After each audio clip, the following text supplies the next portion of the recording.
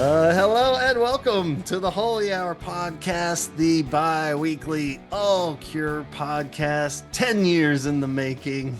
Big night for everybody, not only in the Cure world, but our big Grammys episode. Welcome. Yay. We got our tuxedos on. We're kind of swapping out the Cure Holy Hour Awards this year for more awards talk doing this one. So we're merging worlds, multiverse style, I guess, of the actual Grammys and infusing the Cure into every category. Right. So we'll get into the whole process. But I'm already getting ahead of myself. My name's Gavin. I'm joined tonight by our wonderful co-hosts, Chaz and Antonio. How you doing, fellas? I'm all grammed up. How are you? Yeah. You got that Grammy fever? Oh, yeah. Doing some grams before I got in here. I'm ready to hold that statue, you know? Yeah. I'm sure you're not the only one grammed up at the Grammys. Yeah, that's for sure. So yeah, big night. The Cure is nominated for album. Yeah, well, tonight here they're nominated for everything, and we are gonna put them head to head against every Grammy Album of the Year contest throughout their career.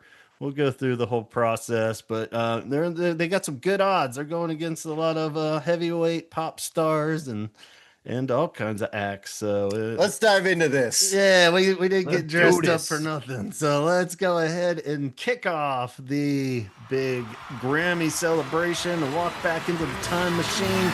Tonight, live from the historic Shrine Auditorium in Los Angeles, it's the second annual Cure Award. As we zip back to, like we said, the Grammys usually are ridiculous. Let's just admit it. But the Cure, when they did finally start getting nominated in real life, it wasn't until they had created Best Alternative Album category, which seemed pretty much invented just for bands like The Cure, but stupid. They should have just been in there. But so we put them in the old, like, just regular album category all the way up until like 1991, I think, is when alternative became a real thing. So at that point, then we put them in with all the alternative bands. So it'll be interesting to see. We're just going to go through the nominees and we're going to add The Cure in there. And, I think at our heart, even the darkest of Cure moments would still, us three would at least take The Cure over all these. But we'll kind of try to keep an open mind and say which one that beyond The Cure deserved it, which one got it. And we'll just kind of do some casual music talk on top of that. So let's zip back to 1980 is the awards ceremony, the 22nd annual Grammy Awards. And in that year, of course, it's the year behind it. So they were honoring the 1979 albums, which just happens to be the year The Cure put out their first album. Once again, I think Boys Don't Cry, the American version, would have fared better in this category. But being purist, we will stick with Three Imaginary Boys, nominated for Album of the Year, and the other nominees. So we'll take turns reading off the list, I guess. So I'll kick it off. Nominated in 1980 for Album of the Year, we have Three Imaginary Boys. We have The Gambler by Kenny Rogers. So we all know that song. There's going to be a lot of singing in this episode. I'll be the background music thing. And I'll help you out if I know the song. And I just want Kenny Rogers roasted chicken back. Yeah. What happened to that? Yeah. The Blinding Kramer. I don't need the album. I just want the chicken. Well, like we have to kind of put this in perspective. Is like we had such a monoculture up until like maybe like 15 years ago, where everybody was watching the same shit. Everybody was listening to the same thing. Yeah. And, unless you were really kind of stepping out of the mainstream, like everybody knew that song. Yeah. So it's not like it is today. So, which I kind of appreciate, but I also kind of miss monoculture at some point. Yeah, it is a little weird. And just seeing how they're all lumped together, different genres and stuff. So, because then after that, we have the Doobie Brothers, Minute by Minute. Yeah, that one. And like a lot of these, I had to like, I was like, "What a fool believes!" Like, what the fuck is that? And then I put it in, and like that melody you just hummed, I was like, "Oh yeah, that fucking song." It's Everybody knows. I've heard that in the So, grocery store before, yeah. picking out bananas and it's in the background. Grocery Store's greatest hits. Yeah. So Doobie Brothers. Then we had Supertramp, which I knew the album cover. It's that real famous one with the diner waitress with the Statue of Wrapped up Liberty. like a boner in the night. Yeah, is that that sounds right? I don't. Again, a Blinded by Supertramp. the light. This is the one you always flip by in the used bin. Like You a know? douche, another boner in the night. With such hits as Boner in the Yeah. Night. Yeah. I mean, that. Then we had Donna Yeah. Summer, Bad Girls. With hot stuff, name it. Yeah. So the stripper song basically Yeah. that everybody every bad comedy has a stripping scene to this song. So. And then we had our big winner, Mr. Billy Joel with Gonna be a big shot, dude. so hits such as Big Shot, My Life. That's That's a good one. I don't care anymore. Oh, I thought it was Bon Jovi. Honesty. You know, it's my life. No, and no, it's it's now. my life. No, The Cure lost to that in like No. 2004. Yeah, exactly. So, Way after the prime of Bon Jovi.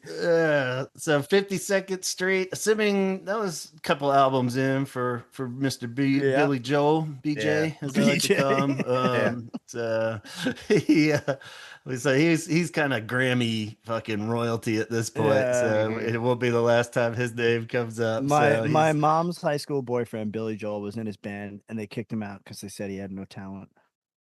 Damn, he was in Yeah. Billy Joel's band, and Billy Joel kicked him out, or No, somebody- Billy Joel was in their band as the keyboard player, and they kicked him out. Damn. Yeah. Was that metal band that he did? No, they were like this was even before that, like high school. They Oh, were all okay. in high school. Oh, okay. Yeah. Yeah. And like Man. Okay. they were in like Yeah. 11th and 12th grade, like, and they were like, listen, man, it's just not working out. Like, you're not at the level we're all at. And like Yeah. my yeah. mom jokes around Like- anytime she still talks to this guy Josh, she's like, remember Billy Joel? And he's like, and I'm like, Ma, yes.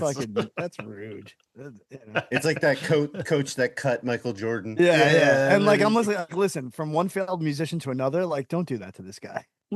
Yeah. That's Yeah, tough. Billy Joel did do a metal album. Yeah. If anybody, it's a weird one, but yeah, check it out if you want to. But, Nice. yeah. It's like his Chris Gaines, or he had to, like, yeah, branch out. Awesome. Which The Cure lost to in 2000. Yes. Every artist. So yeah, of course, Billy Joel was the big winner. Yeah. Looking at this list, tried to keep the openest of minds. I mean, Cure would definitely have stood out sitting in the crowd with these guys, even if they're like dorkiest fashion phase, and like they would definitely be the punk rockers in this crew. Oh With yeah, their high for sure. heels. Yeah. So Because Kenny Rogers probably was wearing a 10-gallon hat, like yeah. the Doobie Brothers probably Brothers are had just like big fucking- ass mustaches, like handlebar mustaches, and I've just always pictured Michael McDonald with a big white beard, even at like 5 years old. Yeah, That's That's true. So yeah, that I'd still take that album over all these, of course, but I could see how Billy Joel would probably be the big winner if I was gambling. If I was the gambler, and I was gambling on this batch, I would probably put my money Yeah, on. because Yeah, also I feel probably like even Billy with the Joel. Donna Summer, like, yeah, that's like a big song and everything, but you're talking like this is like, around when disco was getting buried. You know what I mean? Like it was like Yeah. it was Yeah, way the on its way Oh. out the door at this point, So even if you Yeah. think of like 1980s culture, like a lot of people were very anti-disco. So it had a little bit Yeah. of a chance to be the rebellious vote, if you were on the Grammy board. Yeah.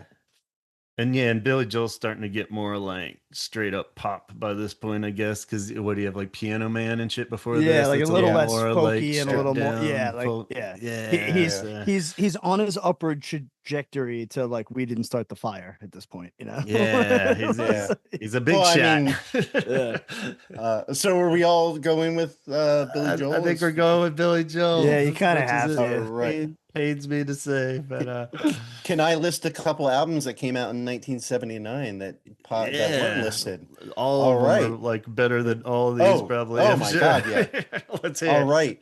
We have The Clash, London Calling, which if I had a vote, they would have won the Grammy for that year. I think The Cure would have even voted for them. Yeah, 100%. That's almost a flawless album. We have Neil Young and Crazy Horse, Rust Never Sleeps. Oh yeah, that's a great record. Joe Jackson, Look Sharp. Michael Jackson, Off the Wall. Wow, that was. But yeah, that was a big one, right? So, Joy Division, Unknown Pleasures. Ooh, yeah. Talking Heads, Fear of Music. Tom Petty and the Heartbreakers, Damn the Torpedoes. I can't believe that wasn't listed. Pretenders. That one of my favorite albums of that era, Brian Eno, ambient music, music for airports. That's a good album to fall asleep to, or do anything to. So, and then we have the Germs, GI. But yeah, it was a really good year. I mean, probably say this with everything, just because based on the top albums that keep coming out. But the specials, AC/DC, Highway to Hell, and Gary Newman, The Pleasure Principle. So yeah. All those are better than this bitch. 100%. Yeah, I would take that. I think we're gonna run into that a lot. Yeah.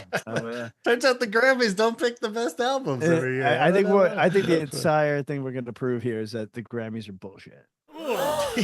Yes.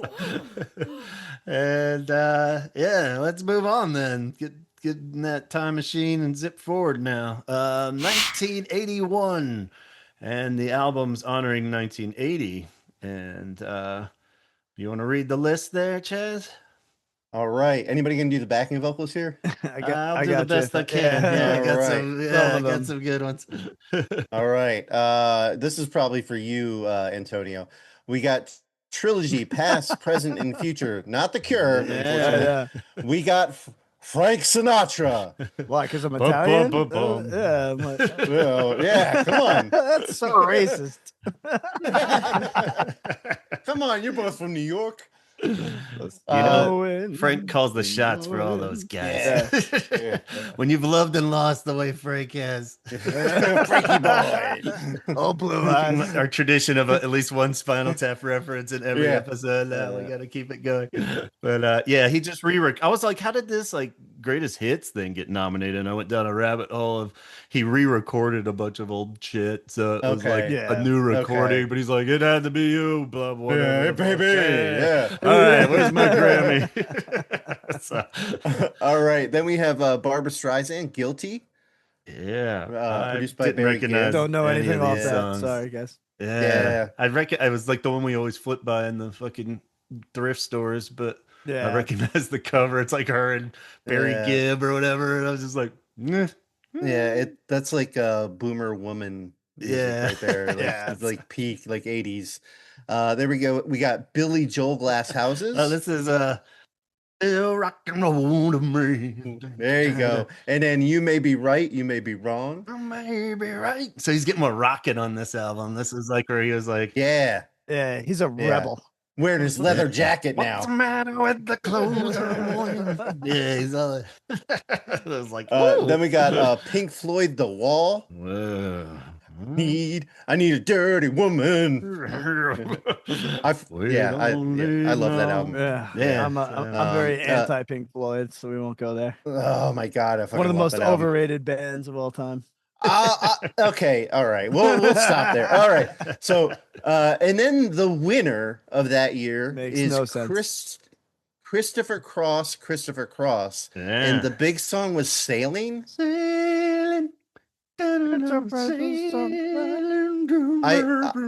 I honestly confused that with Sailing On. Come sail away, come sail. That Styx, which is actually a good band.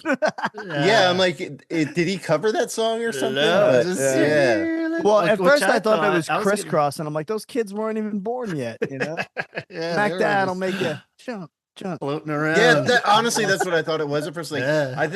I was like, I think Gavin may have put this in the wrong year, maybe 89. Christopher Cross. No, everyone, he's like the most like normal goobery looking dude too. If you've ever seen Really? him, like yeah, he looks like a young version of the other guy from Tenacious D or something. Yeah, he's just Okay.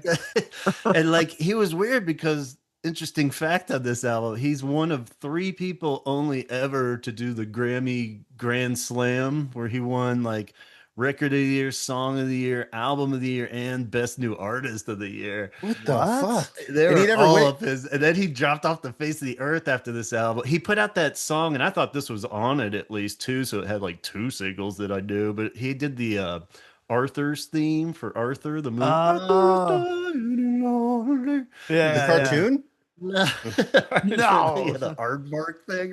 No, Arthur the Dudley Moore. Moore. Is it? Yeah, He's yeah, just yeah, a yeah. drunk rich guy or whatever. Yeah. And, yeah. When you get lost between the moon and New York City. Yeah. Okay. One of those like Yeah, 80 yeah. fucking He gems. was like the but, king of falsetto. yeah, everything was like, but I guess everything was. When you look at the list, but He's no Michael McDonald. I'll tell you nah, that. 'Cause maybe I they don't were know like, who he is. he's the next Michael McDonald. He took his But yeah, they Grammys and loved him, sailed man. off into the sunset. Yeah. He fucking did. Yeah. He chopped off Seriously, the face that- of the earth. It was like- That's pretty amazing. yeah. That's got to be peak one hit wonder. But like most one hit wonders, like you can get their song like right off the bat. You might not remember who they are, but like you kind of know that song. Like this one, I Yeah. don't fucking know. Yeah, it's just Oh, like yeah, total yeah. easy listening pop Wow. shit. Exactly. Yeah, the only Okay. 2 to ever do that were Adele and Billie Eilish, so fairly recently ones, but nobody does the Grand Slams. No. Wow. Christopher Cross. Yeah, he beat out Sinatra, Streisand, Billy Joel even. I guess they just didn't want to give it to Billy Joel twice in a row. And even Pink Floyd with The Wall, Yeah. it's like pretty, concept album, a little too wild for them probably. They're like, well, Yeah. we can't give it to Yeah, them. this is for all those what I mean. hippies doing drugs, you know? Yeah, but oof, It- yeah, I don't know. I would definitely have if they put the Arthur song on there on the album, I would have been like, all down. That's a banger, man. That Hell was yeah. a banger, but otherwise, yeah, I'd probably go with The Wall. Actually, it's Yeah, probably me cool. too. That's what- I'd I go mean, with Billy 17 Joel. Those are seconds. huge hits again. Yeah, I know you would. So yeah, 17 Because seconds even is definitely with Billy, better than all living these. being from Long Island, and Billy Joel's like a god here. This is still, to me, Glass Houses is like, it's like the more annoying Billy Joel. It's not even the stuff where I'd be like, yeah, okay, I'm with it. Yeah, he's getting all coked up and trying to be like Brian Adams or something. I don't know. Yeah, He's I'm trying to still, rock I'm, out or Mellencamp. something. I'm still more Italian restaurant, Billy Joel. Yeah, I like Yeah. Yeah. Hey, there's something that you can put in the background where it's not like doon. Yeah, like it It's can't be just the like- thing that you're trying to put on to get the party bumping. Like it's, Yeah. Exactly. Yeah. I personally would go with The Wall here. It's one of my favorite albums of that era. It's one that I can listen all the way through. I know you don't like it, Antonio. That's fine. We can agree to disagree on that one. But yeah, I had some amazing sex to that album. Yeah. So Whoa, we'll talk about whoa. that too. Yeah. This is a double album too. children's I show. believe. Good Yeah. job. Good Hell job. yeah, brother. I had to get up and switch it too. Yeah. Hold on, baby. I gotta Yeah. flip to the B side. Hold on, give me a second. There's no music going on right now. I gotta flip it. It's 3 times I gotta flip it, baby. So just don't worry about it. I'll never think of comfortably numb the same. Oh, I know. Oh man. I just laid there through that whole song. Oh man. Not making any noise. But yeah, I think 17 seconds would actually hold up pretty strong against these, and it's got Yeah. pop, it's got the darkness, and if you're Yeah. putting the fucking Wall on there, that's not too moody. Then 17 seconds, is it? So Nah. um, You want to go through some really quick yeah, hit albums us of with the a few. 80s? Hit All us with right. the good ones. What's the good Yeah, list? the number 1 is actually Police, Zenyatta Modata. Okay. Then we got the English Beat. I just can't stop it. Talking Heads, Remain in Light. I can't believe that wasn't on there. Elvis Costello and the Attractions, Get Happy. Cool. X Los Angeles, The Feelies, Crazy Rhythm. Bruce Springsteen's in The River. I can't believe that wasn't on there. Oh either. yeah. Oh, wow, Yeah. yeah. That's Yeah. fascinating.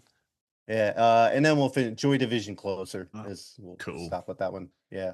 Awesome. So, yeah. Very cool. All right. Well, Chris Cross, good luck to you in the next Applesauce. world. See you Chris later, Cross buddy. applesauce. Let's move on to 82, honoring 1981 albums. God damn, this So- one's rough. Yeah. Yeah, this is a pretty brutal year, and The Cure put out Faith, so it's not really the most Grammy kind of category for. No, but we can Oh, kind but- of already say that's gonna win this Oh one. yeah, hands down the Yeah. best of this fucking batch here. Yeah. Yeah, But, this might be the worst list. maybe. Yeah, there's a few later just because I'm more familiar with how bad they Yeah. are. But yeah, Antonio, you want to do the honors of reading this? Absolutely. So we've got Faith by The Cure, and then Ooh. Steely Dan, Gaucho, and it just Ooh. I don't know that one, guys. yeah. Well, you Yeah, you know I it. looked up. You know it. Yeah, it was the song. Was I the song. Immediately forgot it, but it is. I did recognize it when I pulled it up on YouTube. But it's something called "You Know It." I mean, I feel like but every yeah. Steely Dan song sounds exactly the same. So I'm like, Yeah, and it's Yeah. like one that you'd be like, "Oh yeah, that fucking song." Aren't they like past their peak at this point though? I'm not a Steely Dan. Yeah, fan, so yeah, Yeah. yeah. I think this is, they were I think it. early Yeah, and that's another. 70s and late 60s is more their like heyday. Yeah, And then and I think that's the Grammys in a nutshell too. Is they always give the awards way too fucking late in Right, the band's yeah, career. Like the exactly. Yeah. even Springsteen, like you said on the last one, they don't start giving him things until Born in the USA, or something like that. Yeah. It's like they Yeah, have it's just to like, have God like that. damn, you missed Nebraska, and like it's just like, what the fuck are you guys doing? Yeah. So, then we who got, else we got? Quincy Jones, the dude. Okay. Hey, I'm the dude. Big name. Didn't recognize any of those songs though. So. Kim Carnes, Mistaken Identity, which had Betty Davis eyes. You got Betty better Davis girls. eyes. Davis I need you, and I need you. Yeah, so that song was definitely everywhere. oh yeah, Even as a everywhere. wee boy, I remember that. Al Jarreau, am I saying that right? Jarreau. Jarreau, Yeah, Al Jarreau. Breaking Away. I have no clue what that is. Yeah, he was kind of a Quincy Jones type. I think like a soulful. Right, pop okay. guy, yeah. so, yeah. He And had some other ones I'd recognize more, but I didn't recognize anything on that album. and then the winner, John Lennon and Yoko Ono, Double Fantasy. Starting over, double fantasy. Yeah, that's Yeah. terrible. Had Starting Over, Beautiful Boy, which I know Chaz loves because of its reference. Beautiful coal. Oh. As heard in Mr. Holland's opus. And the Yoko, the song.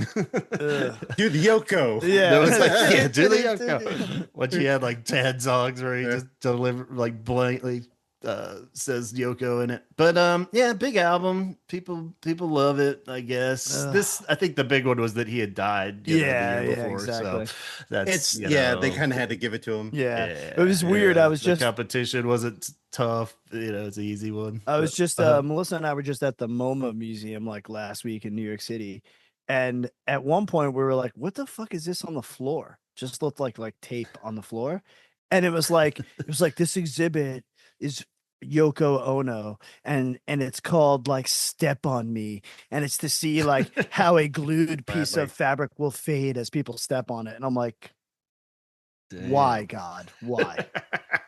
Yeah, like, she's, oh my God. Ugh. yeah, as much as I'd still defend John Lennon's legend status there, she's a tough sell. Yeah. But yeah, it's pretty bad. I love those like recordings of them playing live and they let like Yoko jam with them. But there was that one of like John Lennon and Chuck Berry. Have you seen that one? Yes, I have. Yep. And she That just was starts hilarious. fucking howling, and then like Chuck Berry's like, "What the fuck is fuck? she?" Can someone do we have to can someone restart put a over? muzzle And on he's this like, dog? Like, no, this is art. It's like, oh Jesus. So yeah, I would definitely take Faith over all those in a heartbeat. Yeah. But what were some of the good albums from '81 that we could compare? I don't know if this was a very good year overall. Like Yeah, number one, number one ranked here is Television Personalities, and the kids just love hell it. yeah. And don't the kids just love it? Yeah. X Wild Gifts, Okay. Black Flags Damage, which I would put Yeah. that up there number one, but Not winning any Grammys, but yeah, that's Yeah, a great, it should. great album. The Human League Dare, Okay, that should have won. That was- yeah. Wipers Youth in America, man, this is Jay Giles band, Freeze Frame. Hmm. The Replacements, Sorry Mom, Forgot to Take Out the Trash. That would probably Yeah. be up there for me. Yeah. Rush, Moving Pictures.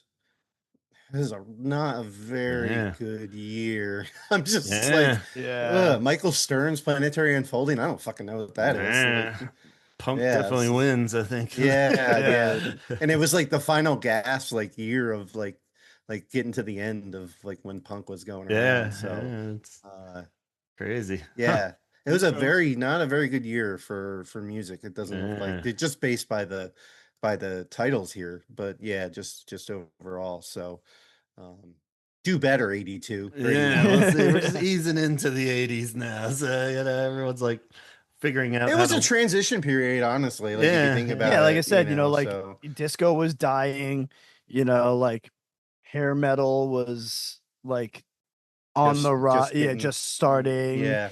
You know what it is? Everybody was dying out. Yeah. Everyone's buying the synthesizers, but no one knows how to use them yet. Yeah, so that's true too. This is the year David Allen's like figuring out how to use all this fucking synths with Human League. Well, that's the thing too. It's like punk is dying down, but punk records are dropping that then go on to influence like all of the '90s. Like that. That Television record is like, such such a album. And Replacements, of course. It's interesting to see that it's like, the because punk when it started was like rebellious, and now it was like I guess they were pulling away from the rebellion because they felt like it wasn't working. It was a weird time in general in the country, and like what was going on, like people fearing like Russia, and like it's just a very weird time. Yeah, it was definitely a weird, even like post-punk feel kind of sound going on there. And you even had like Mission to Burma playing and like stuff like that going on, where it's just like, okay, this is it's punky, you can feel it, but it's also kind of artistic. Right. You're trying to do something different. So or even the Feelies, where it's like kind of anti-punk kind of feel to it. But yeah, so lots of different things. Must get some crazy cutting edge music in 1982 then. So let's take a look at this list, because clearly the Grammys have their finger on the pulse of what's cutting edge and coming up. So 1982, our boys The Cure pulled through with some good cutting edge music. Pornography by The Cure. A shoo-in at the Grammy Awards, I would think, but might be the most innovative record of that year. I'll say that. So then we got some real cutting edge ones with Mr. Paul McCartney and Stevie Wonder, Tug of War, Ebony and Ivory. We all know that hit. Ebony and Ivory. Oh, sorry. So who did he sing that with?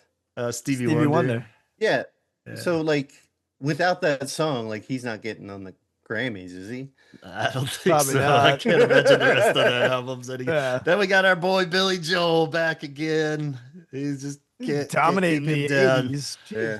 So we're living here in Allentown, and they're shutting all the factories down. I love that song because I lived in Easton, which was like the town of like, so I knew all about like what was going on with the song. That's he won everybody. So that song kind of connects us in that area. I was like, big time. Well, I mean, Allentown's only like maybe like a 45 to an hour drive from New York City, so it's not so it's far. It's like an hour and 45 from me, hour and a half in traffic.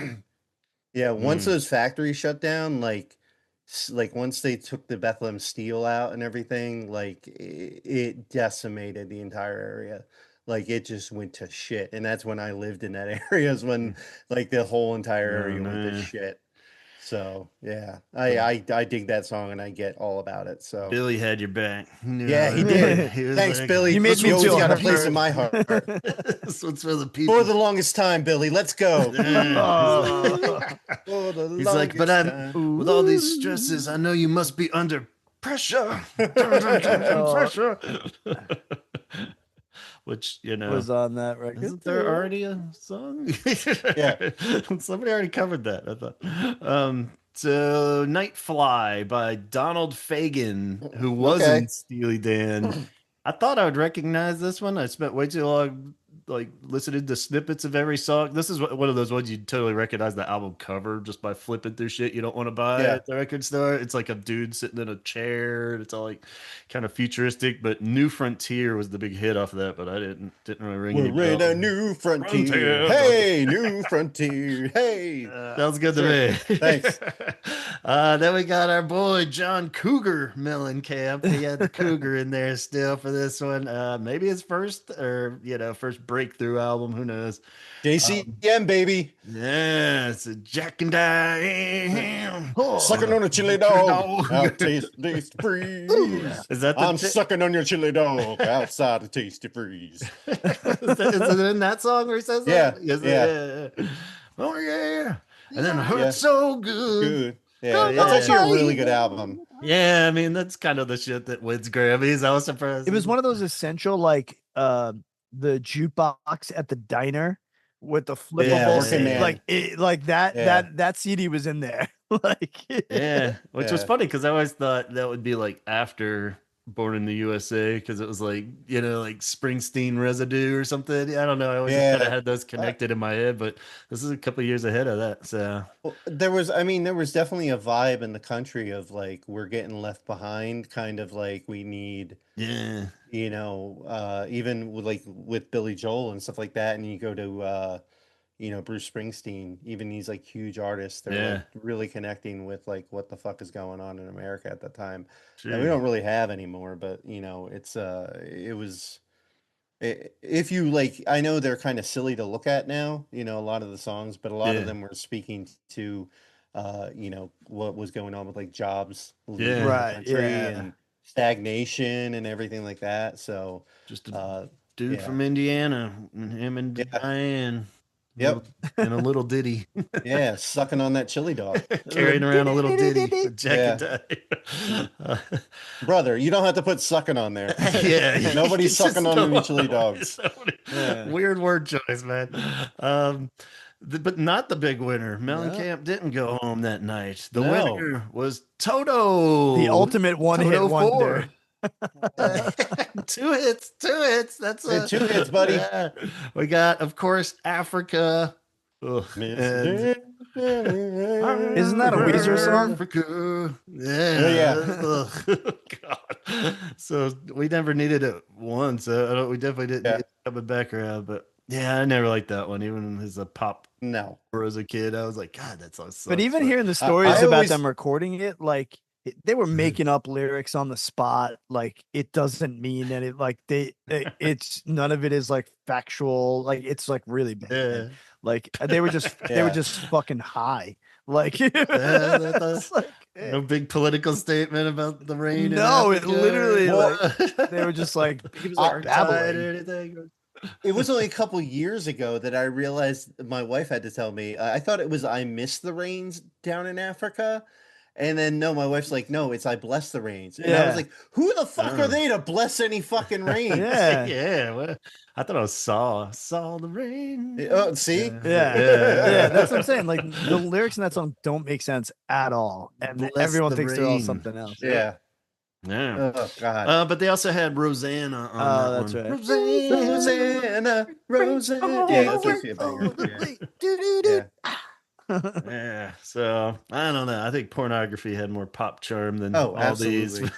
Yeah. So- Well, Toto's all-time best work, I think, is the original Dune soundtrack, and I'm not really joking. Like that. all right. That's Oh, a that's really, right, I really forgot good that. That's a album. weird one. I Yeah. forgot that they did that. So maybe Yeah, it's they- a really weird album, but it's really good. It's just Yeah. instrumental, so they don't. there have to is worry always about- that factor too, especially with these old bands that sell out by a certain point and win a Uh-huh. Grammy. Like you forget a lot of old. I don't even know if that would qualify, but like so many older acts, like they did do some cool shit for their first two albums, and then they just got like really stupid or something, and the Grammys give them an award.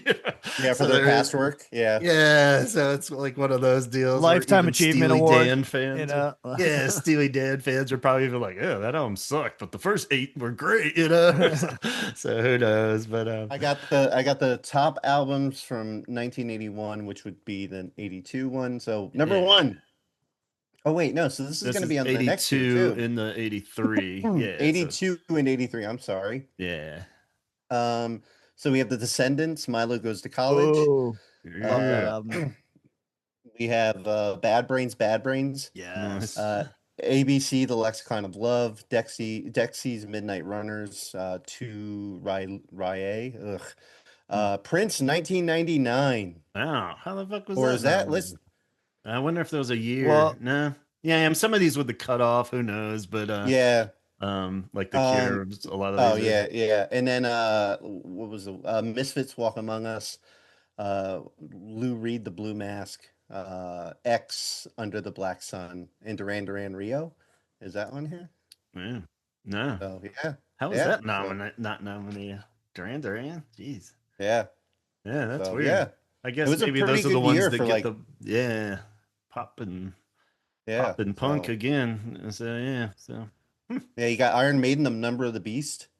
So you saw some good stuff going on that year. cool.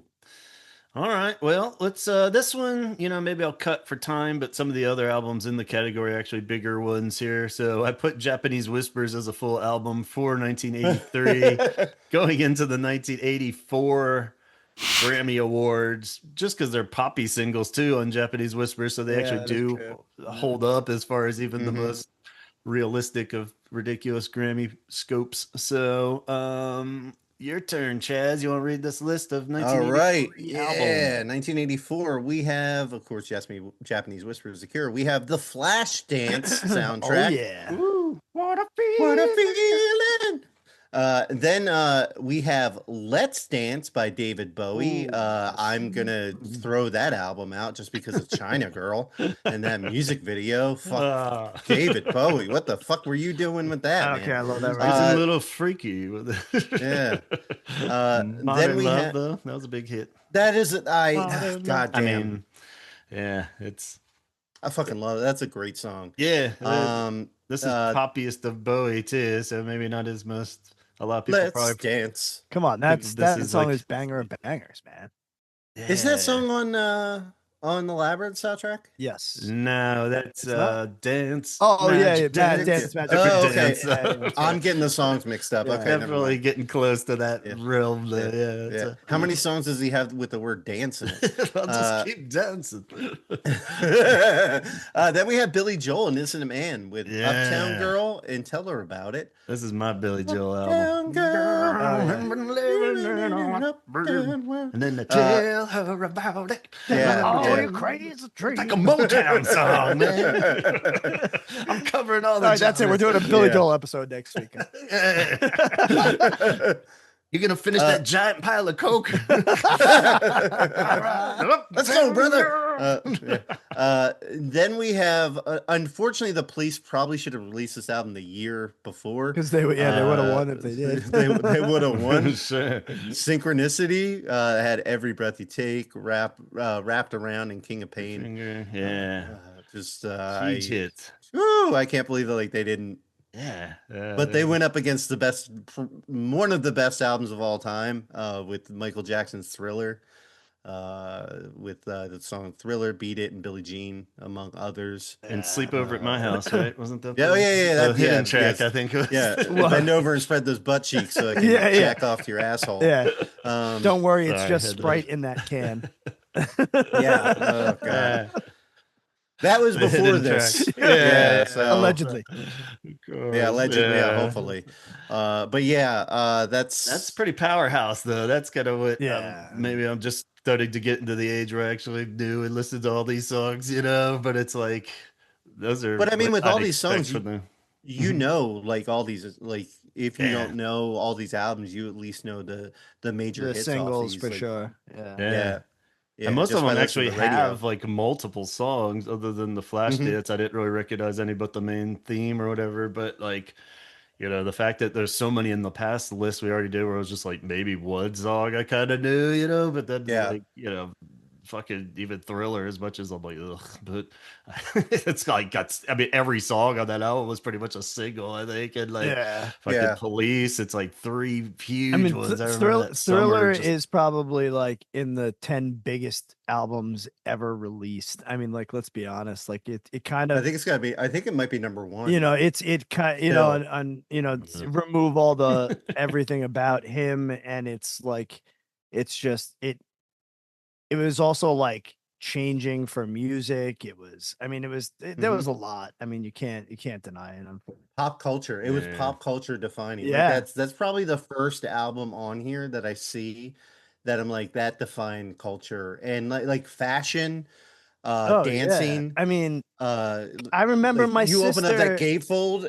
Yeah. I mean, he's laying there with the tiger. I remember my sister getting the Michael Jackson doll with the fucking red vest on it for Christmas, and like kids were getting like one white glove to put on. I mean, it was just like, but it was so this couldn't is get my away from it. Pink Floyd rant where I know. I mean, even pre all his mess, as a horrible human, like I always fucking hated Michael Jackson. Even as a kid, but it was just like I just so many things I hate about it. Can't tell Even that as to a my kid, I just daughter. somehow- Madison is obsessed with Michael Jackson, which is I'm like, how did that And this happen? album I get, they are like Beat It and Billie Jean, even the song Thrower though. I'm like, what the fuck? The album came out at the end of November. Like, who the fuck? It's like totally a Halloween song. Like, what the like, who just puts out this like spooky song and like your whole album? It's not even like Gavin, you can listen to that thriller-y. song in the middle of the summer and you're still doing the dancing to it. Why? Like, what I don't know why, Gavin. Why do you do it? Garbage album. Ghostbusters I'm going with theme. I'm going with the Police or any of them other than that piece of shit. So I mean, I'm I mean, dying on that hill. I mean, I'll still take Bowie's Let's Dance over Thriller all day, every day too. Yeah. I mean, that Police album's fucking great though. That has like Yeah. Yeah, those. you know I what mean, it they is? got so overplayed, but Yes. it's like those are great. I was just gonna say, you know what it is about the songs, Police though? Like, the older I got, the more I'm like, I don't need to hear these songs ever again. Like, it's Yeah, weird. I mean- It's like, when I was younger, I was like, yeah, this fucking rules. And as I got Yeah. older, I'm just like, nah, I'm good. You don't Right. like singing along in a fake Jamaican accent, like Prince. Like, Well, I mean, I like do he that does regularly after a few beers, but Yeah, you're like, "Put my class." Yeah, Yeah, that works. But, and even Billy Joel, I'm surprised that was like probably his bigger one out of the past few that we've said. That album was huge with Uptown Girl. but also I think it was like Yeah. they were probably like, oh, he's getting too much of a rebel, like, Yeah. Too much of a bad boy. Yeah, it's like he's got that supermodel. Yeah, he's on a image, motorcycle. Well, I have the albums of that year. Okay, if you guys let's are ready. hear. It's actually a pretty good year. We have Okay. Tom Waits, Swordfish Trombones, Okay. REM Murmur, Yeah. Violent Femmes, Ooh, I love that record. Def Leppard, Pyromania, Love that record. Except Balls to the Wall. Balls to the wall. That German like industrial band I can never pronounce the name. Ivan starts with Nubishin? an E. Yeah, there you yeah. go. I have a goth then we wife, have Billy- and Henry Rollins has a Yes. tattoo of them on his shoulder, and I Okay. We have Billy Bragg, Life's a Riot with Spy versus Spy, which is Oh, yeah. awesome. Daniel Johnston, Hi, How Are You? Yeah. Which I'm fine, thanks. Wow, that was that early, huh? U2 War. Yeah. Yeah, that's good, right? Yeah. Talking Heads, Speaking in Tongues. So Shamala Hamala. Shoulda bada Honda, shoulda bada Kia. Shaka Khan. We haven't. We have Billy Idol, Rebel Yell that year too. So yeah, that was a good year for music. Classic 83 vibes for sure. Yeah, definitely. Yeah, everybody's getting into the swing of things now in the 80s here. We're getting so full. They got their sequencers working. They got their fucking piles of cocaine, everything's going good. Yeah, So, but yeah, I'd still take Love Cats in there and some Let's Go to Bed. I think the Cure was on point at this point. Even just him and Lowell cranking out the singles. Should have been walking away with that Grammy Gold. Yeah, absolutely. Michael who? All right. 1985's awards honoring everyone's favorite 1984 albums. This would have made me so mad if I was watching the Grammys this year. Yeah. Yeah. Oof. Wow. Yeah. This is that bracket of really 85 ones that we're always seem like we're listing this batch here, but most of them would be 84 into 85 albums. Who we at? Antonio, you want to read this list? Or? Yeah, we got The Cure at the top.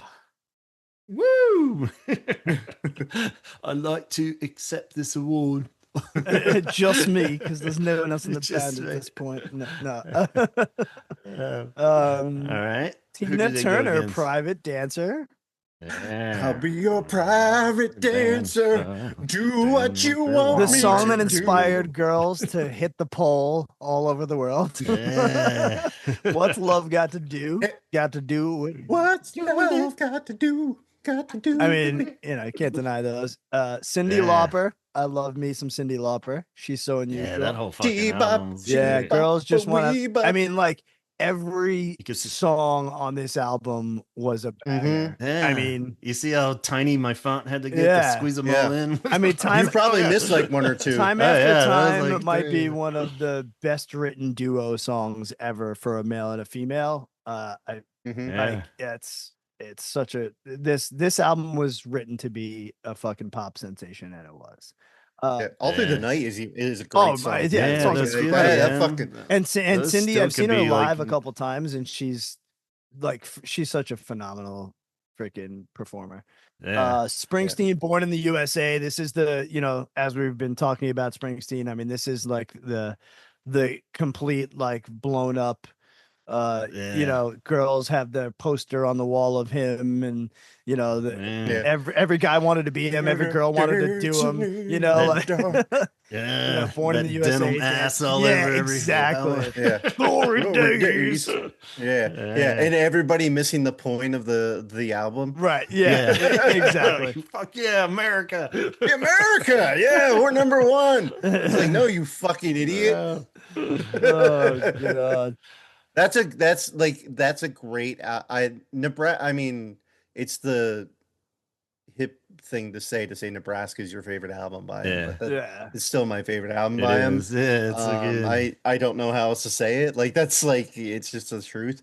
But like this album is just like it's so good. It really is. Like even if you're not a Springsteen fan, like you like this record. I mean, without this record, we wouldn't have the Gaslight Anthem. Most likely, Well, I mean, Nebraska, they take a lot of stuff from them. Totally. Yeah. And then we've got Prince and the Revolution with Purple Rain. I mean, fucking how the greatest album this not win? Yeah. Like, Let's Go Crazy, I Would Die for You, Doves Cry. Just didn't want him coming up on stage and saying something weird or just he was too. How do you not? I mean, is like come flawless. on. But front to back. I mean, but then again, like it is. I mean, Lionel Richie, Can't Slow Down, which was the winner, All Night Long, and Hello. He's one of those dudes that's just in the whole system, Yeah. And, I mean, then coming out with the Commodores, he was like started out in. So I think that might be the thing too. It was like, okay, you broke away from the Commodores and became even bigger than the Commodores. We got to give this guy like, you know what I mean? I think God, it angers me so much because I'm like those like Purple Rain, Born in the USA, and She's So Unusual. Yeah, I think they're just about as flawless as you can get, and like, well, not to mention that they're like, I mean, Prince beyond genre bending. You know what I mean? Like it just everybody loved it. It didn't matter. All three of those records, like again, it didn't matter if you liked punk, you were getting into hip hop. Like everyone knew these songs. Everyone knew, like it was. Yeah, his guitar work on that album is just unbelievable. Phenomenal. He's probably I mean, a lot of people say he's the greatest guitarist of all time. He's definitely up there. And I you don't, agree. you never realize that. He's Yeah. mine. I mean, you know, like I've said it before, that video of him playing that solo during My Guitar Gently Weeps, and that Yep. is the greatest thing I've ever seen in music history. Like, it's just, And he does it so fucking unreal. flawlessly. Like I watching him play, and just how he just does it without any effort is it's like watching Robert sing sometimes. Yeah. Where you're just like, how does he do it? Like, it's just, There are just it's some things amazing. that are unexplainable, and that man's guitar playing is one of them, and his Yeah. songwriting ability. You know? Yeah, and that's the thing for me. Like, we get it with other songs, especially like later Prince stuff. You know, the musicianship is always like crazy great, but like the songs might not be. But he's putting it into like perfectly written pop songs too. yeah. Like, or even if you took out like the amazing guitar solo or whatever, it's still just a great pop song. You know, it's just written perfectly. They're not overly cheesy. You know, they're cool. They have good. Everything about it is perfect, anyways. So then when you Yeah. put that into it, it just really does magnify he was just so on point with this album, you know. Even Darling Nikki is like fucking cool. Oh my God. I mean, this might be one of the freaking best years of music. I mean, this is like crazy. Yeah, that's always like what were some of the other ones? Yeah, even the top, I mean. For the other one, so we have the Replacements, Let It Be. Okay. Not my favorite Replacements album, but it's up there. Yeah. Husker Du, Zen Arcade. Oh yeah, great album. Amazing album. Yeah. Run DMC, Metallica, Ride the Lightning, Cockatoo Twins, Treasure. REM, Reckoning. The Meat Puppets 2, great album. The Pretenders, Learning to Crawl. The Smiths, Minutemen, Double Nickels on a Dime. Oh my God. Minutemen. Yeah, Van Halen, 1984. So yeah. Yeah, I mean, those are all classics, whether you're into that genre or that band. Those are like a lot of those bands, like the big one that you named. So it's wow. Yeah, that's pretty cool. Odd that the Cure actually, that's the year they didn't have their, you know, I could almost see like Head on the Door fitting in that, even though it is 85. So I mean, a lot of the ones, I mean, like, again, it's probably the would. technicalness of when it dropped, you know. Yeah, so like in a sense, it would be a very Head on the Door bracket to put them in, you know. So hold on here 1 second. So 85. So this is 86 is next year. Let me see here. Oh my God, are you serious? Madonna's Like a Virgin was 84.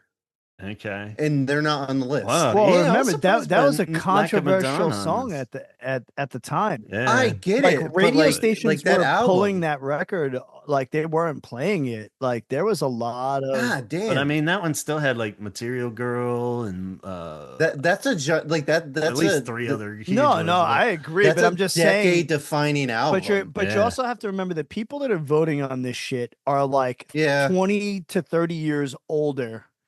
So, and we're, you know, like still coming from that, like, you know, probably like 60s, like prim and properness. Yeah, I you know, get it. like it's a different. But I mean, time. Prince made it that year. Yeah, but he didn't win. They were like, we're not letting that little freak on stage. We'll put him on the list.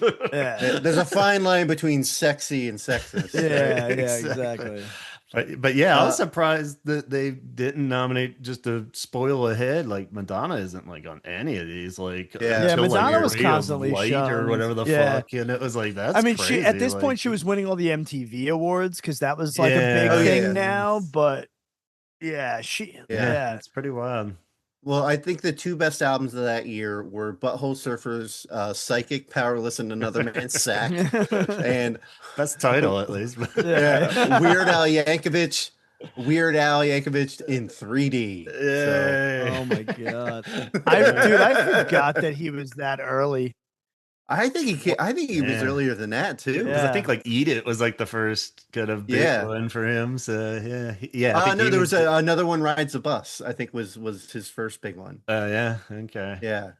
Yeah, and I Lost on Jeopardy must have been pretty early too. Yeah. In Jeopardy. Anyway, let's move on to 86/85 because it kind of continues into this one because now it's like actual 85 albums being honored in 86 too. And this Yeah. kind of fits in that vein of a lot of these. So here we have The Cure, Head on the Door, fucking strong contender. Finally, Yeah. we're Oh gonna yeah. go home with some Grammy gold. This, I have no idea. I kind of started to look into the technicality, but they just gave them this. It's We Are the World, We USA for are the Africa. A fucking world. single though, right? Did they? We I think are they the did put it like 8 children. versions on like a thing, and they counted it. And like basically, if you looked it up on Wikipedia or something, it was just like the explanation was super dubious. It was like, well, so many people put time and work into it. And Bullshit. we're gonna. I was just like, it's a song. Yeah, it's not a that's so fucking dumb. album. What are Yeah. you? Another Dumb. reason why the Luckily, Grammys it didn't is win. BS. Yeah, Yeah. Jesus. So They left off one of the versions where Robert sings. yeah, with they it. cut him out. He Yeah, had a yeah. solo in it. I think Yeah. it's like Yeah. Charles will make it. No, like this is too good now. We can't put this out. Yeah, So, exactly. so after We Are the World, we got the nomination of Sting, his first solo album with Dream of the Blue Turtles. Set them free, set them free. That's fucking like I'm not like Sting solo is like terrible. I'm sorry. Yeah, there's a couple songs here and there, like Fields of Gold. I Right. like that song, but like there's a lot of songs that I'm just like, God, you should have just stayed with the Police, man. Yeah. You own the world. Like they were like it's probably insane. the It's biggest rock band like Mhm. in like the early 80s where they could have just dominated the 80s. Yeah. So- yeah, they'd be still playing stadiums, but yeah, this wasn't really as much as I defended that last Police album. Like I say, yeah, like you said, just select songs here and there. I'm like, yeah, that has a little touch of that Police charm, but these aren't it. I think the next one I liked more. But Yeah. Whitney Houston, self-titled album with "Saving All My Love" and "How Will I Know Yeah. when he really loves me? The Yo, I sing that. greatest That song comes on at love. work. Oh yeah, you can't Yeah. you Yeah, can't not dance. Yeah. I have a TV at work that I put on the 80s station or Mhm. the 90s station every day. It's like music videos. Yeah. Yeah. I cannot not Fucking dance to that great. song. Yeah. Like I'm dancing around with my broom or with the dogs. Yeah. And it's just like that you can't not. It's one of the best songs of the 80s, I think. And you gotta look up. He did it as a B-side, but my boy Evan Dando of the Lemonheads did an acoustic cover. How will I know? It's Oh, it's really? That's gold. cool. Yeah, really good. Not for He nothing, just but starts- how did Whitney not win this year? Yeah, greatest love of all too. Yeah. How I learned to- I mean, look who's number one though. We'll get to him, Yeah. but look who Yeah, won. there's a not lot a of fan Dire of him. Straits, brothers in arms with money For nothing. Nothing. Chicks for MTV, free. Yeah. walk the life, walk the That's life. I actually like that song. Yeah, But for the Oh, longest God. time I thought Wait. I thought that was a Joe Jackson song for the longest time. Yeah, it's Walk of Life. definitely Yeah. all in that vein. Yeah. Yeah, I mean, I had all these tapes. I didn't have that. Of course you did. Sting tape, and I definitely didn't have "We Are the World." Come on, but I Gavin. definitely had this tape. This is Yeah. big Miami Vice fan as a kid, so I'm guilty as fuck here. "No Jackets Required" by Philip Collins. He was the big winner. Studio. Studio, yeah, we have tons of hits. "One More Night," "One More, More night. Don't And you, it- Billy, don't you lose my lose my number. I love "Take Me Home," even though that was like the 8th single on the album. Or Take me home tonight. Yeah. No, I not that don't one. wanna let you go to. Not that one. Yeah, see, Phil Collins yeah, creeps this me is- out. Like, I feel like he's an Yeah. alien and he kind of scares me. Like, if I was alone in a room with him, I would be scared. Like, there's something Definitely about old him. Phil Collins. That's- Yeah, that but I mean, even at creeps- this point, he was just a level little balding Muppet Yeah, guy with a little mullet and a little like. I'm more of a Easy Peter Lover and Gabriel shit. guy. I love them. That's just Yeah, Yeah, you're Team Gabriel. yeah. I'm team. I dig Gabriel too. There's some. Well, I mean, Gabriel's definitely more artistic, and Collins is more on the pop side. Yeah. Yeah. So I think them both together, like Genesis, was awesome, like because it kind of mixed the two, Yeah. which was great, you know. So there's a lot of Genesis stuff that I absolutely love. I think this album is awesome. For like it's a perfect, I think, 80s album. Yeah. I don't think it should have won though. Yeah. But- Well, see, Yeah, because I mean, even on this one, I'm like, so my first initial thought when I was reading this was like, oh, Whitney Houston won. I could see that, and I get that Head on the Door probably wouldn't beat that. But then when I saw that Phil Collins beat it, I'm like, then I think Head on the Door could too. So I'm like, Yeah. like that was my like, Yeah, I'm like, I mean, damn, I'm definitely. I mean, it's way fucking better than that Sting album and Dire Straits. Even I feel like it's artier, but it's cool. Yeah, I mean, like got the pop hits. It just didn't get that throwing Sting and MTV into one of your songs is gonna be like, gonna get you the plays. But yeah, but I like mean, his they're like just even too- like with Phil Collins, like Super Studio, like that's like kind of like cheesy poppy-ish. There's enough yeah, catchy poppy sure. like hooky stuff on Head on the Door that can go pound for pound with that song. Yeah. You know? I think a huge part of the Phil Collins win was that the other one that I thought a lot of those songs were on this too. They came out like real close together. I forget what that one was called, but that had like In the Air Tonight and a couple of those other. So it was kind of like the same pretty much album. Still just has his big ass face on it or whatever. Right. Yeah. But yeah. yeah, I forget what the hell that one was called, but I think that was like right before it and probably should have been nominated with all those other ones. Yeah. But then they're like, holy shit, another great Phil Collins. Let's give it to him. He's dominating the world at this point. He's on Miami Vice and shit and doing cameos. I mean, so he's kind of everywhere at this point. But I mean, it's also, I think it's kind of a like nod to his work in Genesis also. yeah, Where again, they did it to other people too. right. Yeah. Yeah, they love the big like kind of comeback solo artist, like Whitney Houston though. Yeah, that's I guess I don't remember if her other big one, she's kind of in the same boat or the other one's just called Whitney. Oh yeah, that's next year's. Yeah. So like by that one it's almost more surprising she didn't win. Kind of same boat where it's almost like part 2 album, like all those songs could have been on the same fucking because album. I mean those 2 records of hers back to back are like number 1 singles every fucking song on both those records. Yeah, You know what I mean? Like it's another one of those Purple Rain kind of deal. Yeah, it's cool. What else came out in straight up 85 then I guess. All right. 85. Here we go. We got, and I think that friend of the pod Scott's gonna agree with this one. We have Jesus and the Mary Chain, Psycho Candy. Oh, Okay, nice. Yeah, we have Husker Du, New Days Rising. Excellent. That would be one of mine on there. Yeah. Of course, we have Barbra Streisand, the Broadway album. I know Antonio. The long-awaited follow-up. I mean, Can you it's move for a second, constantly Antonio? I spinning think in my record player. Can you move for a second because I think I see it on the wall behind. Yeah, it's right up there. It's framed and autographed. Cool, awesome. We have Tom Waits. Becca Streisand. Yeah. We got Tom Waits, Rain Dogs. Okay. The Replacement, Tim. That wouldn't be up there for me, but Kate. Probably my favorite, maybe. Really? Yeah, I love that one. Okay, all right. But yeah. Okay, Husker Du, Flip Your Wig. Not my favorite Husker Du album, but Kate Bush, Hounds of Love. I mean, knocking out of the Fall, Destination, Saving Grace, John Cougar Mellencamp, Scarecrow, Run DMC, King of Rock. That should have been nominated because that was like the first huge hip hop album. Like the first one that kind of like took over everything. But we have one black artist already. we can't.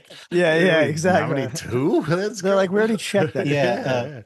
The Pogues, Rum, Sodomy, and the Lash, Strawberry Switchblade. It was a pretty good year for music.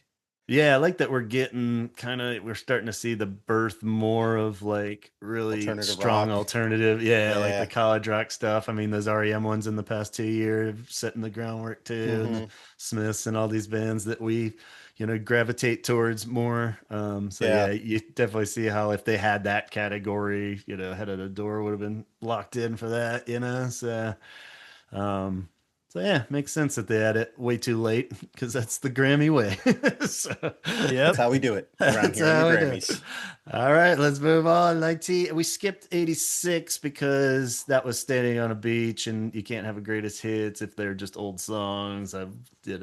if they'd been like Hey, it's good Sinatra, for Frankie. Yeah, and they had everybody. the- if they had Yeah, re-recorded suck my them dick, all. yeah. So technically, the greatest hits album, the proper greatest hits album by The Cure, could have been nominated because It the had- acoustic version that they re-recorded, Yeah, and there was could one have been new nominated song for on it. best. I think. Does that count? Yeah, so yeah. So we'll jump to 87 albums. This is 1988 awards ceremony though. So Yes. 87 is another big Oh yeah. pop year. A lot of big ones that you'll recognize here. here. So So we have "Kiss Me, Kiss Me, Kiss Me" with for The Cure with "Just Like Heaven." strong contender. That could have been. I'm looking at all the other songs on here, and I'm like, man, there's not a lot that I would put above that song. Yeah, just like maybe Gavin, it should at least. yeah, maybe something off of this next album, Prince, "Sign of the Times." Yeah. Yeah, "You Got the Look," "Sign of the Times," never take the place. Yo, man. Man, Sometimes, yeah. they screwed him over with Double with- album too. Like with, just, yeah, Yeah. with 3 albums here. Yeah. Where they didn't give him a Grammy, they should have.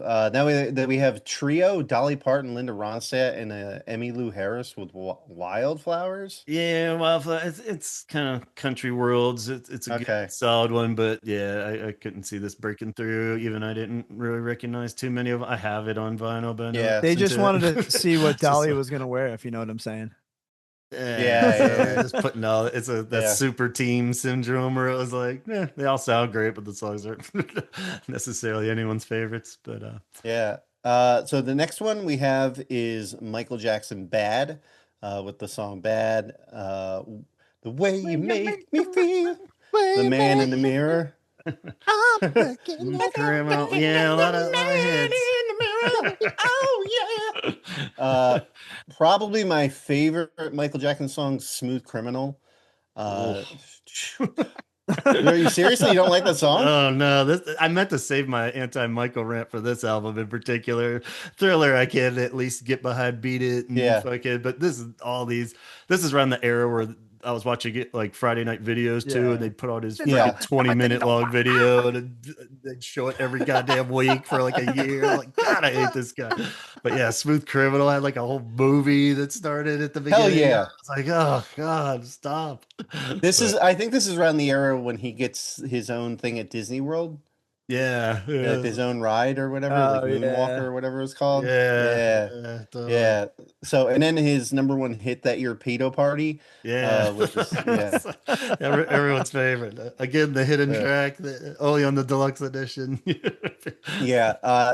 This is as far as Michael Jackson music goes and like albums, like anything like Thriller and before, I kind of listen to, and Yeah, I'm down with. Like outside of Smooth Criminal on this, I don't really listen to much of this album. Like Bad was just like, all right, man, you're Yeah. that would have been good back in like back in 85, 84. yeah. Well, but, the only like, it's good thing kinda to come played out out of this, now. the only good thing to come out of this was Weird Al's "Fat."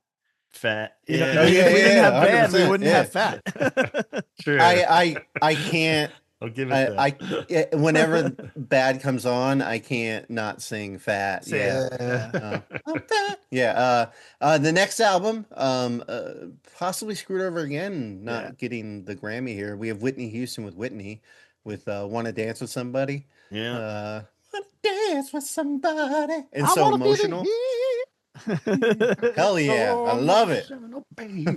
Yeah, those are, like I said, they just could merge right in with that other album. They're Totally, yeah. totally probably recorded in the same sessions or something. Yeah. But it's pretty solid.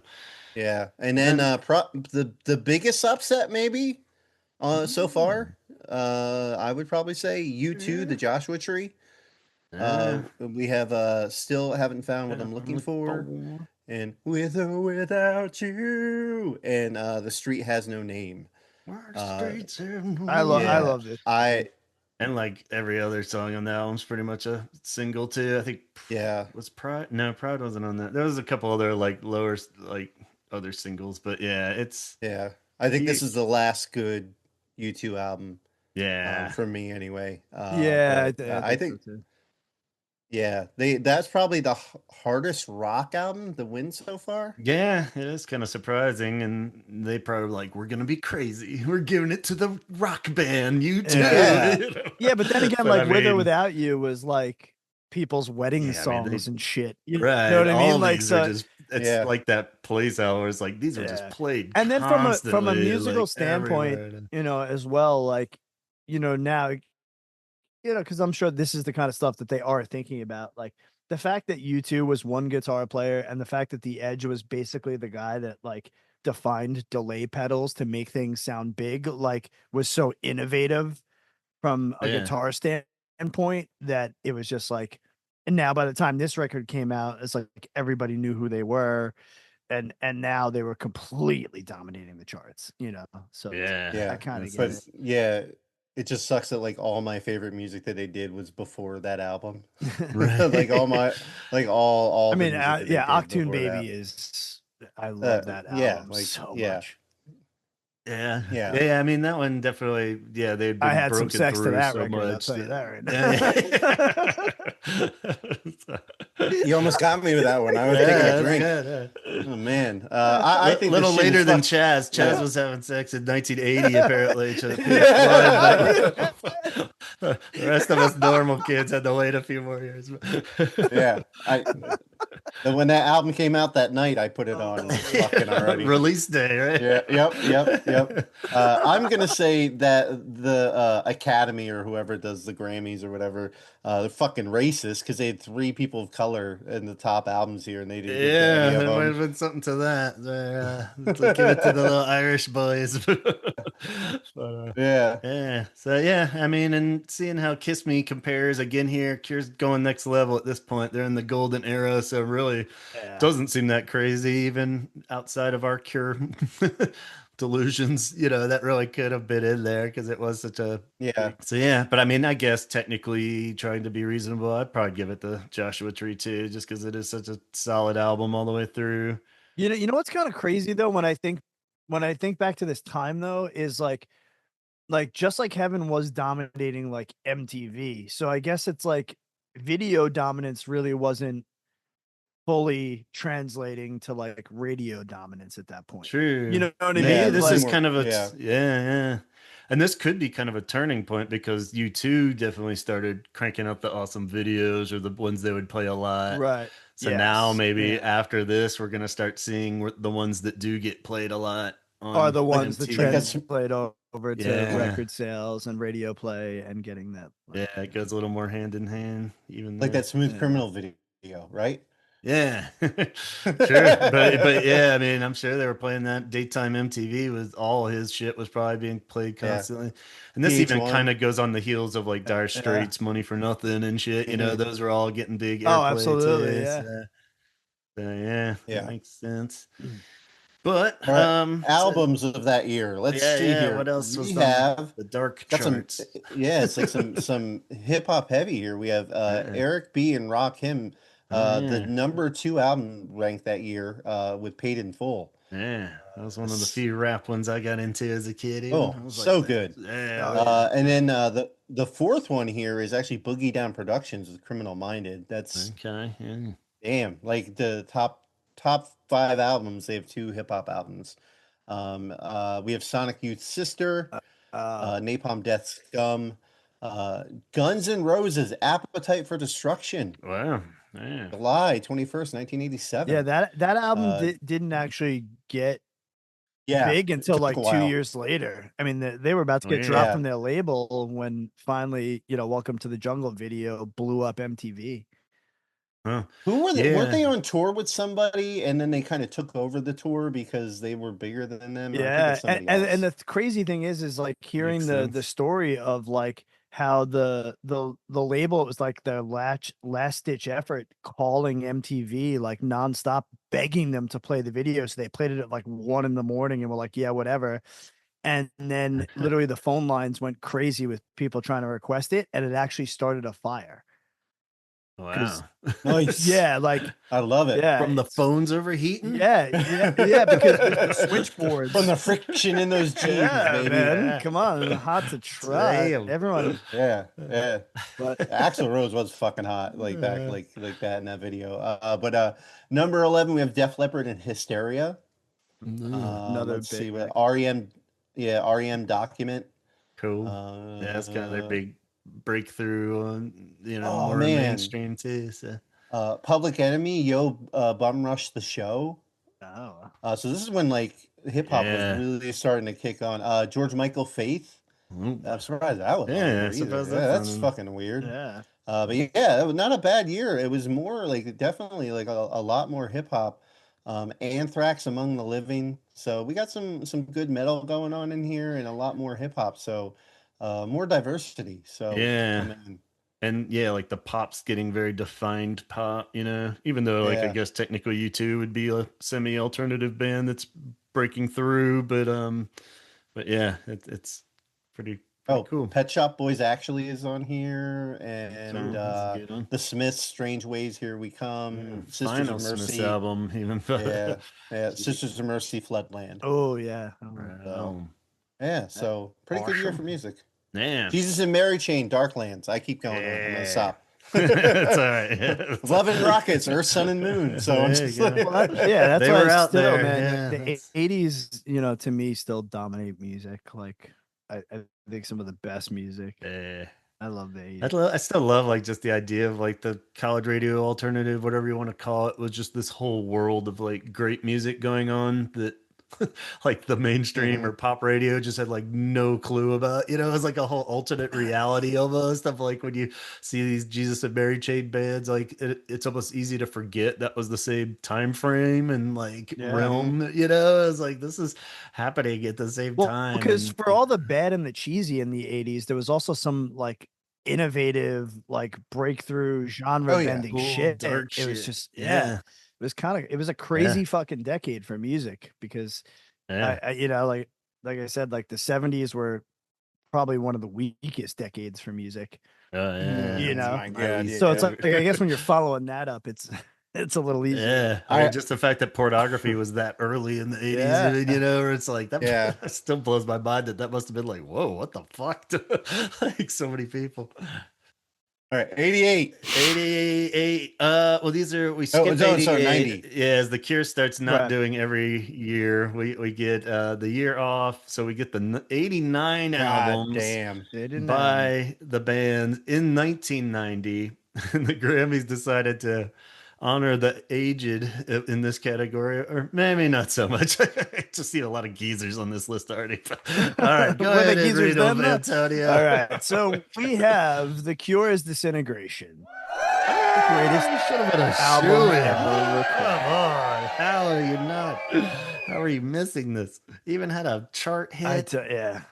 I know, Yeah, but it's- so Oh, the well. nominees that year: Traveling Wilburys, Volume Volume 1, one. Handle with Care, the first supergroup. Yeah. We got Uh, some Dylan, some Petty, the guy yeah. from ELO. Great record, great record. George Harrison. Yeah. So. And they were all younger than us. Yeah, Isn't that when one we of say, those I know we're memes saying going old around? geezers, but yeah, They we're were all older like than 10 they years were when younger they were than us right recording now. this. Yeah. They were all like 39. Yeah. It's like, holy shit, all those dudes. Anyway, continue. Fine So, Young Cannibals, The Raw and the Cooked. Yeah. Got me crazy. Get her off my. I mean, we've all, but Love that again, one. like I get that was a big song, but like as Yeah, far it's as not a a Grammy. band and an album, like how did this fucking get Yeah. nominated? You got to wait till I go over some of these albums. You're just like, well, how the fuck did that get on? there? Yeah, and then you this got is a Tom weird- Petty, Full Moon Fever, which I fucking love. Tom Petty is one of the Yes. greatest Great album. American songwriters ever. Won't Back Down. Yeah. Come on, Back down. Running Yeah. Down a Dream. Running Down a Dream is on an album? Yeah, dude. Oh, I shit. mean, that's just and then I thought that was before this. so did I. And then Free Fall, and That's I a mean, great that's song. another song that you couldn't get away from the video. Like that video was Nah. being played Yeah. all the time. And pretty rad, he was in the Wilburys too. So Oh shit! he kind of double dipped there. So that's kind of cool. So, You son of a bitch. still didn't win. No, Still in the water. no. And then the travesty of a winning Ugh. album, Oh my Bonnie God. Raitt, Oh no, Nick wait. of Time. Did we do Mr. No, Henley? you missed one. Oh, I He's said Don breaking up. Henley, The End of Innocence, though. That's why I was probably breaking Okay. up. Don Henley, End of Oh Innocence, yeah. Heart of the Matter. The and then- end of innocence. Can't imagine why we skipped over that real fast. yeah. Wait, didn't- Okay, maybe I don't, I'm not. I am the biggest Don Henley fan in this group, probably. Wow. Yeah. No, fucking hate the Beatles. I was like, Probably still ahead of me. Yeah. Wasn't the Boys of Summer song on this? Not on album? this one. That was No, earlier. I think Was this it? is yeah. God well, not damn. only, yeah, like This is like VH1 kind of Yeah. Don Henley. yeah, this is when he was so- more like it started to be really Soulful? just like soft rock, like elevator yeah, music. It's like ponytail. Yeah. It's just like Yeah. Big winner, yeah. Bonnie Raitt, Nick of Time with Let's Give Him Something to Talk Something to talk about. Let's fuck in the storeroom. Yeah. Yeah, this one's kind of packed full of the oops, we forgot to nominate these people 10 years ago. Yeah. category. So, It's I mean, like if even Tom we're Petty really with thinking all about this.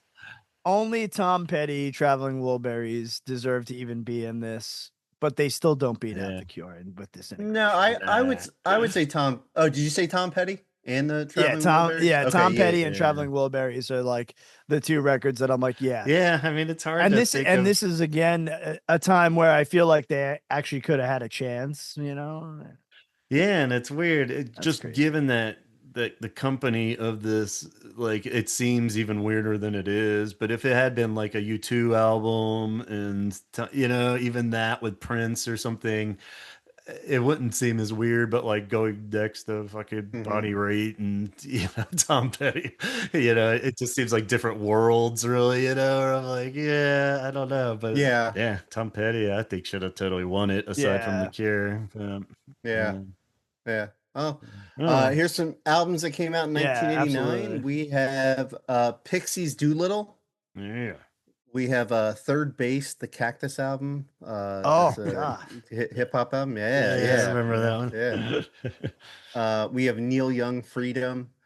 De La Soul, 3 Feet High and Rising, which is one of my favorite hip Ooh, hop albums. Then you have Great hip hop. Beastie Boys, Paul's Boutique.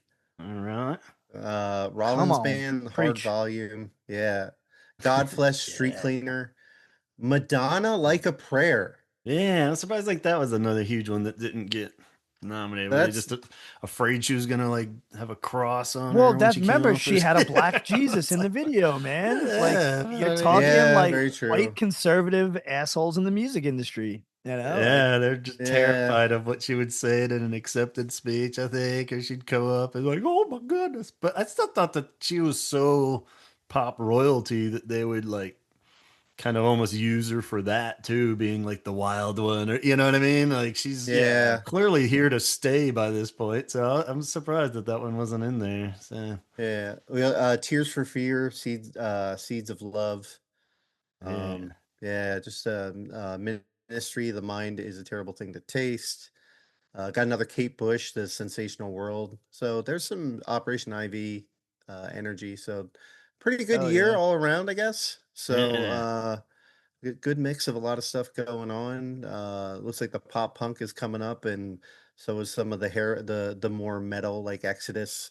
yeah. And then we have like Two Live Crew, As Nasty as I Want to Be. So that was kind of era defining. Talk Yeah. about controversial. Oh, yeah. Yeah. They One had of the- police coming in and like shutting down their concerts. Yeah. I and feel like the arresting first them. NWA must have been around then too. Like- Yeah, I think so. like that one. Yeah. So cool. Yeah, next one we have best alternative category is invented. So Ah, best alternative is now a category. So the Cure will be steering away from all these old geezers and pop sensations and battling their own, if you will, in the alternative category. So we get to 92 with the 93 ceremony, 92 albums, and guess what? The Cure is legit this time. They were in the list. So why don't you read that list? This is a very pivotal year. I've talked about many times. This is where I was a young boy and stayed up to watch the Grammys. I'm heartbroken. Go ahead and read the list there for the good people. 92 alternative album of the year. So we'll go from top to bottom here since we'll put the winner at the bottom. Yeah, I here. don't know. We got the B-52s with Good Stuff. Good This stuff, is baby. good stuff, baby. This is again a follow up to the big mega album with Love Shack. So I was gonna say I don't really recognize didn't do too well. Yeah, I saw him a bunch on this tour just because that was like I love. You would have. Yeah, I was like just starting to go to shows, and they were playing college shows. So I was like, we gotta go see the B-52s, and so I saw them like 4 times on this tour. And yeah, the album's not great, but you had your bright blue shirt on with like a blue collar, and like beads and shit everywhere. Big ass, totally. Big floppy hair. Wearing corduroy next, pants. What? Yeah, absolutely. Yeah, giant corduroy pants. We have the Cure. Does that Wish? Is that what it's called? Wish, the Wish album. Yeah. Oh, yeah. You might recognize Never it. There heard was of a it. single on that one called Friday something. I Really Like You. Yeah, it's Friday I Love You. Friday, I'm into you. Friday, I love you. Friday I love you. Friday, I love you. It's Friday I love you. Next one is Morrissey with Your Arsenal. The shittiest artist of all time. We got XTC with Nonsuch. And then the winner here is Tom Waits with Boner Machine.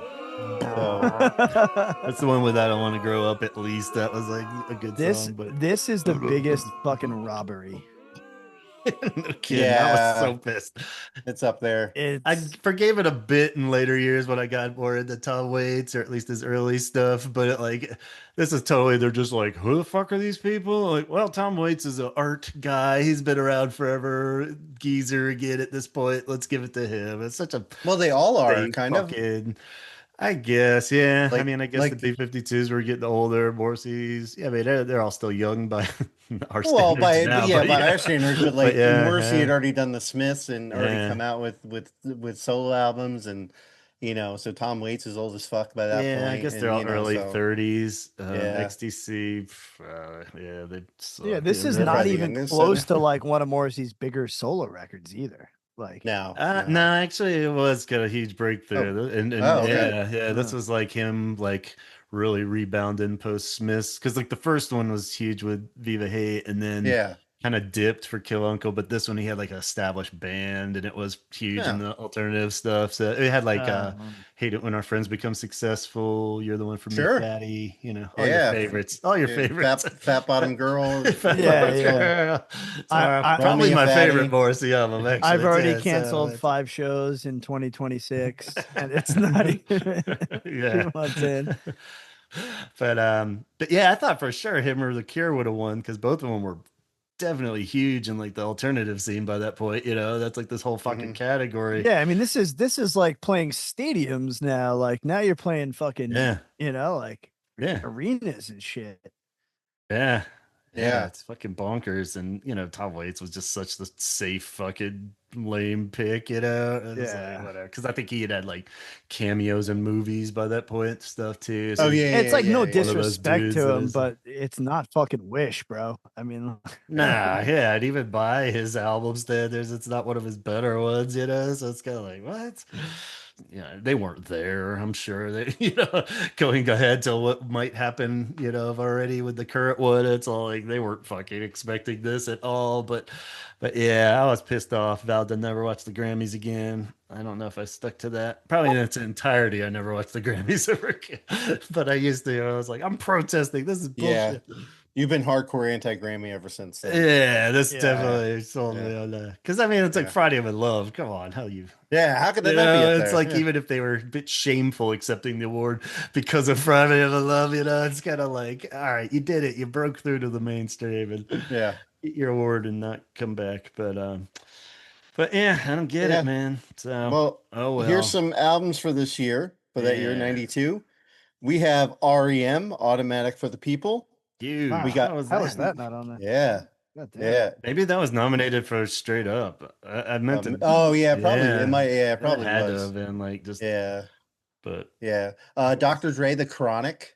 Oh okay, damn, yeah. Yeah, that was a great album. I wonder if they had a rap category by then too. That's another They might side. have by this Yeah, time. they might have by Yeah. then. Jazzy Jeff just won like Will Smith. I remember Yeah, he won yeah, like the yeah, first like yeah. 8 years in a row. Yeah, this is like, what the fuck? Like, this guy sucks compared to what's Yeah. coming out. We got Dark Throne, A Blaze in the Northern Sky, one of the greatest Norwegian death metal albums of all time. Redman, the album, Mary J. Blige, What's the 411, Pavement, Slanted and Enchanted, Arrested Development, 3 Years, which is one of my favorite hip hop albums of that era. Yeah. Aphex Twins, Select Ambient Works. Let's see. 1 second. I had to go to the next Yeah, page. so many of those more alternative even than Yeah. 89 Uh, is when they came up with the best hip hop category. But okay. Okay. We got Cracker with Cracker. I know you're a big fan there, Gavin. We got The Tragically Hip with Fully Complete. Yeah. The Lemonheads, which is a shame about Ray. Yeah. Yeah. Pantera, Vulgar Display of Power. PJ Harvey, Dry. Sonic Youth, Dirty. and by the way, The Chronic did win best hip hop album that year. It won a Grammy. It should have. It did. I can't Yeah. imagine if it didn't. Yeah. That would like talk about like genre defining. Oh yeah. Like era, like Yeah, every decade-defining skateboard album. kid I hung out with, like we all bought that record. I mean, like it didn't Yeah, matter that whether was you were that was a punk, big goth, hardcore. yeah, it was a big crossover album. Yeah, it was like the Wu-Tang album. Mhm. Yeah. I don't even like hip hop and rap. I bought it. So. Yeah, how do you not? Yeah, like I don't It know just how was you do not know. mandatory. I think I was like, yeah, Yeah. cool. But, yeah. All right. Well, let's move on for time's sake as we get into the late 90s now. The Cure's going to start being a little more sparse here and make it easy for us. But 96 albums, and the year is 1997 at this point. So we're already getting to later 90s even. So we've got The Cure with Wild Mood Swings that year. Shoe in. A I got that. wild not mood win? of Cure fans on this one. Yes. But then you got your nominees are Prodigy, The Fat of the Land, which had I'm the Fire Smack my Starter. bitch up. Yeah. Fucking fire starter. Fucking fire starter. I'm the one that Yeah. I mean, you can't deny like this album came and like punched the music industry in the face. Yeah. It was Oh yeah. everywhere. My best buddy Tezza, like he talks about like seeing them at Roseland in New York City on this tour, and he's like still claims it's like one of the best live shows he's ever seen. Nice. I saw him in a factory couple albums before this at my one and only rave I Wow. went to in like 93. Moby was there too. Nobody knew who the fuck he was. It was Moby, Aphex Twins. It was like just this crazy fucking lineup. And I was just all, I was just like, what am I doing? I'm 15 in this warehouse. I'm not on drugs. I'm not on drugs. But it was fun. But yeah. I remember the project dude was crazy at this.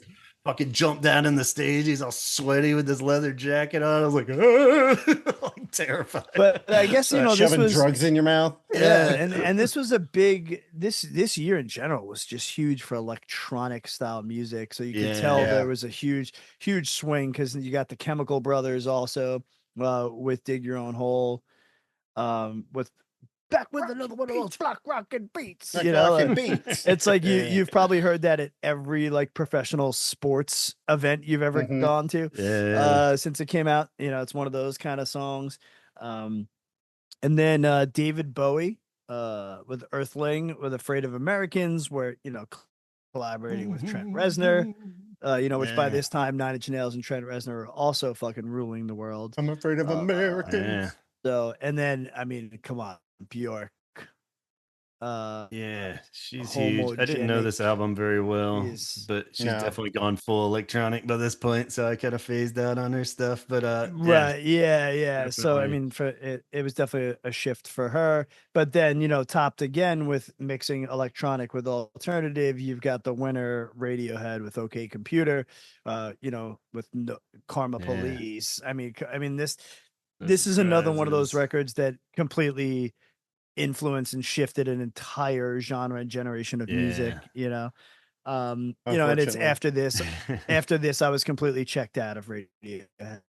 Yeah, this is kind of the last mega one that I love this in the Benz. Still like the Benz more. Once K hit, I was completely checked out as being Yeah. a supporter of Radiohead. I just wasn't into it. Yeah, me too. By Yeah. Kid A was the fact that all of a sudden he forgot how to pronounce words and he was mumbling. And I'm like, dude, you used to be able to sing fine, and now you're just like, oh, fuck you. Yeah. And I'm like, what? Yeah. What happened to saying Yeah, complete words? I don't get it. They got arty as fuck with it, and yeah, I'm glad somebody's making that kind of music, but I don't really care. I'm just glad they weren't my favorite band going into that, because I would have been really sad. Because I did the Benz is fucking great. I love that album, Yeah, and me then too. some of the ones on this I was liked more than others, but then by KDA, I'm just kind of. But even Pablo Honey, I love Pablo Honey. Yeah, that one's great too. So. I But mean, I you get saw why the this you saw the won. I'm cool with songwriting this. ability in them and everything. Yeah, no, and I get why it won. Yeah. Also, I mean, it was everywhere, and like I said, it was a like nothing. You've never heard anything like it. Yeah. Well, we're a couple 96 albums on the cool charts. 96. We have Beck Odelay. Ooh. Oh I don't know. wow, I didn't. That had to be up for like album of the year though, right? Yeah, That's the it's only a- thing I think of. probably yeah. Yeah, one that I'm surprised didn't make it was Bell and Sebastian. If you're feeling sinister, now I'm not a Yeah. big Bell and Sebastian fan, but that was probably didn't huge. make- yeah. Tortoise, Million Now Living Will Never Die, Stereo Lab, Empire Tomato Ketchup, Right on. the Fugees, The Score was that year. We got Underworld, another techno rave band. Second toughest in the Infants. The Boo Radleys, Come On Kids was that year. Cat Power, What Would the Community Think? REM, New Adventures in Hi-Fi. We got Marilyn Manson, Antichrist Superstar. Wilco being there. Yeah, that was Yeah. an epic album. Double album. Perfect. Yeah. Yeah, I'm surprised you didn't get one there.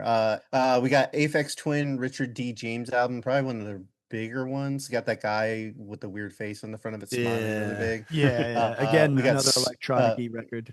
For that. Yeah. We got Suede coming up. All right. It's weird that the electronic stuff broke more like the British bands than any of the Britpop stuff. It was like they're almost like because this was all like Blur and even like Oasis and shit. I think was out by this point. That's great. Yeah. That must have been nominated for regular. What's the story? Morning Glory. That must have been. Yeah. fucking Unless it came out the outlandish. next year, 97. Yeah. So we'll see. They But might they are have. on the. Yeah. Yeah. Well, I mean, you have Ash 1977, so it's kind of like Yeah. That's a cool. so that was up there. And then Johnny Cash Unchained. All right. So the Jawbox. So Excellent. for your DC fans. Yeah. So Nick Cave and the Bad Seeds with Murder Ballads. All right. So that's a decent album. Oh yeah. No, What's the Story? Morning Glory was the year before for. Was it 95? Yeah, Okay. October So, 2nd. Yeah, we skipped 95. Yeah. So yeah, maybe it was in there. All right, let's move on out of the 90s then. Another transition year, whole new millennium now. Y2K, we all survived it. Check out Chaz's James Dobson's Bastard Kids episode on the Y2K scare. It was epic. Two-parter. Oh, thank you. So yeah, we got the year 2000 albums and the years 2001 at this point. So still pre 9/11, I guess, when the award assembly happened. So is it back to me for this one Yeah. here? All right, we got Paul McCartney blowing up the alternative charts. What the fuck is with this shit? Who's that guy? Liverpool Sound Collage. And I was like, what? I had to give like fucking listen to this. I was like, how the hell is this best alternative? It's because it was like 5 songs. They're all like at least 10 minutes long each. They're like electronic remixes God. of like they weren't even like old Beatles songs or anything, but they're like parts of written songs. Maybe there's one called Plastic thanks. Beetle, but it was fucking terrible. Even as a Beatles fan, I was kind of like, oh Jesus, what is this? And he's just trying to put like those Oh my like God. Chemical Brothers kind of beats behind shit. It was just Yikes. like I'm sure he had like all these huge name DJs doing remixes and shit, but yeah, somehow that got him the alternative nod, which is great. Oh, this is one where the Cure's actually legit nominated. They were nominated for Bloodflowers.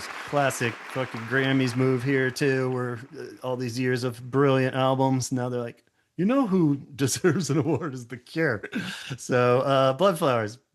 Then we got Beck, Midnight Vultures. That's Ugh. one. Sex Laws, Deborah.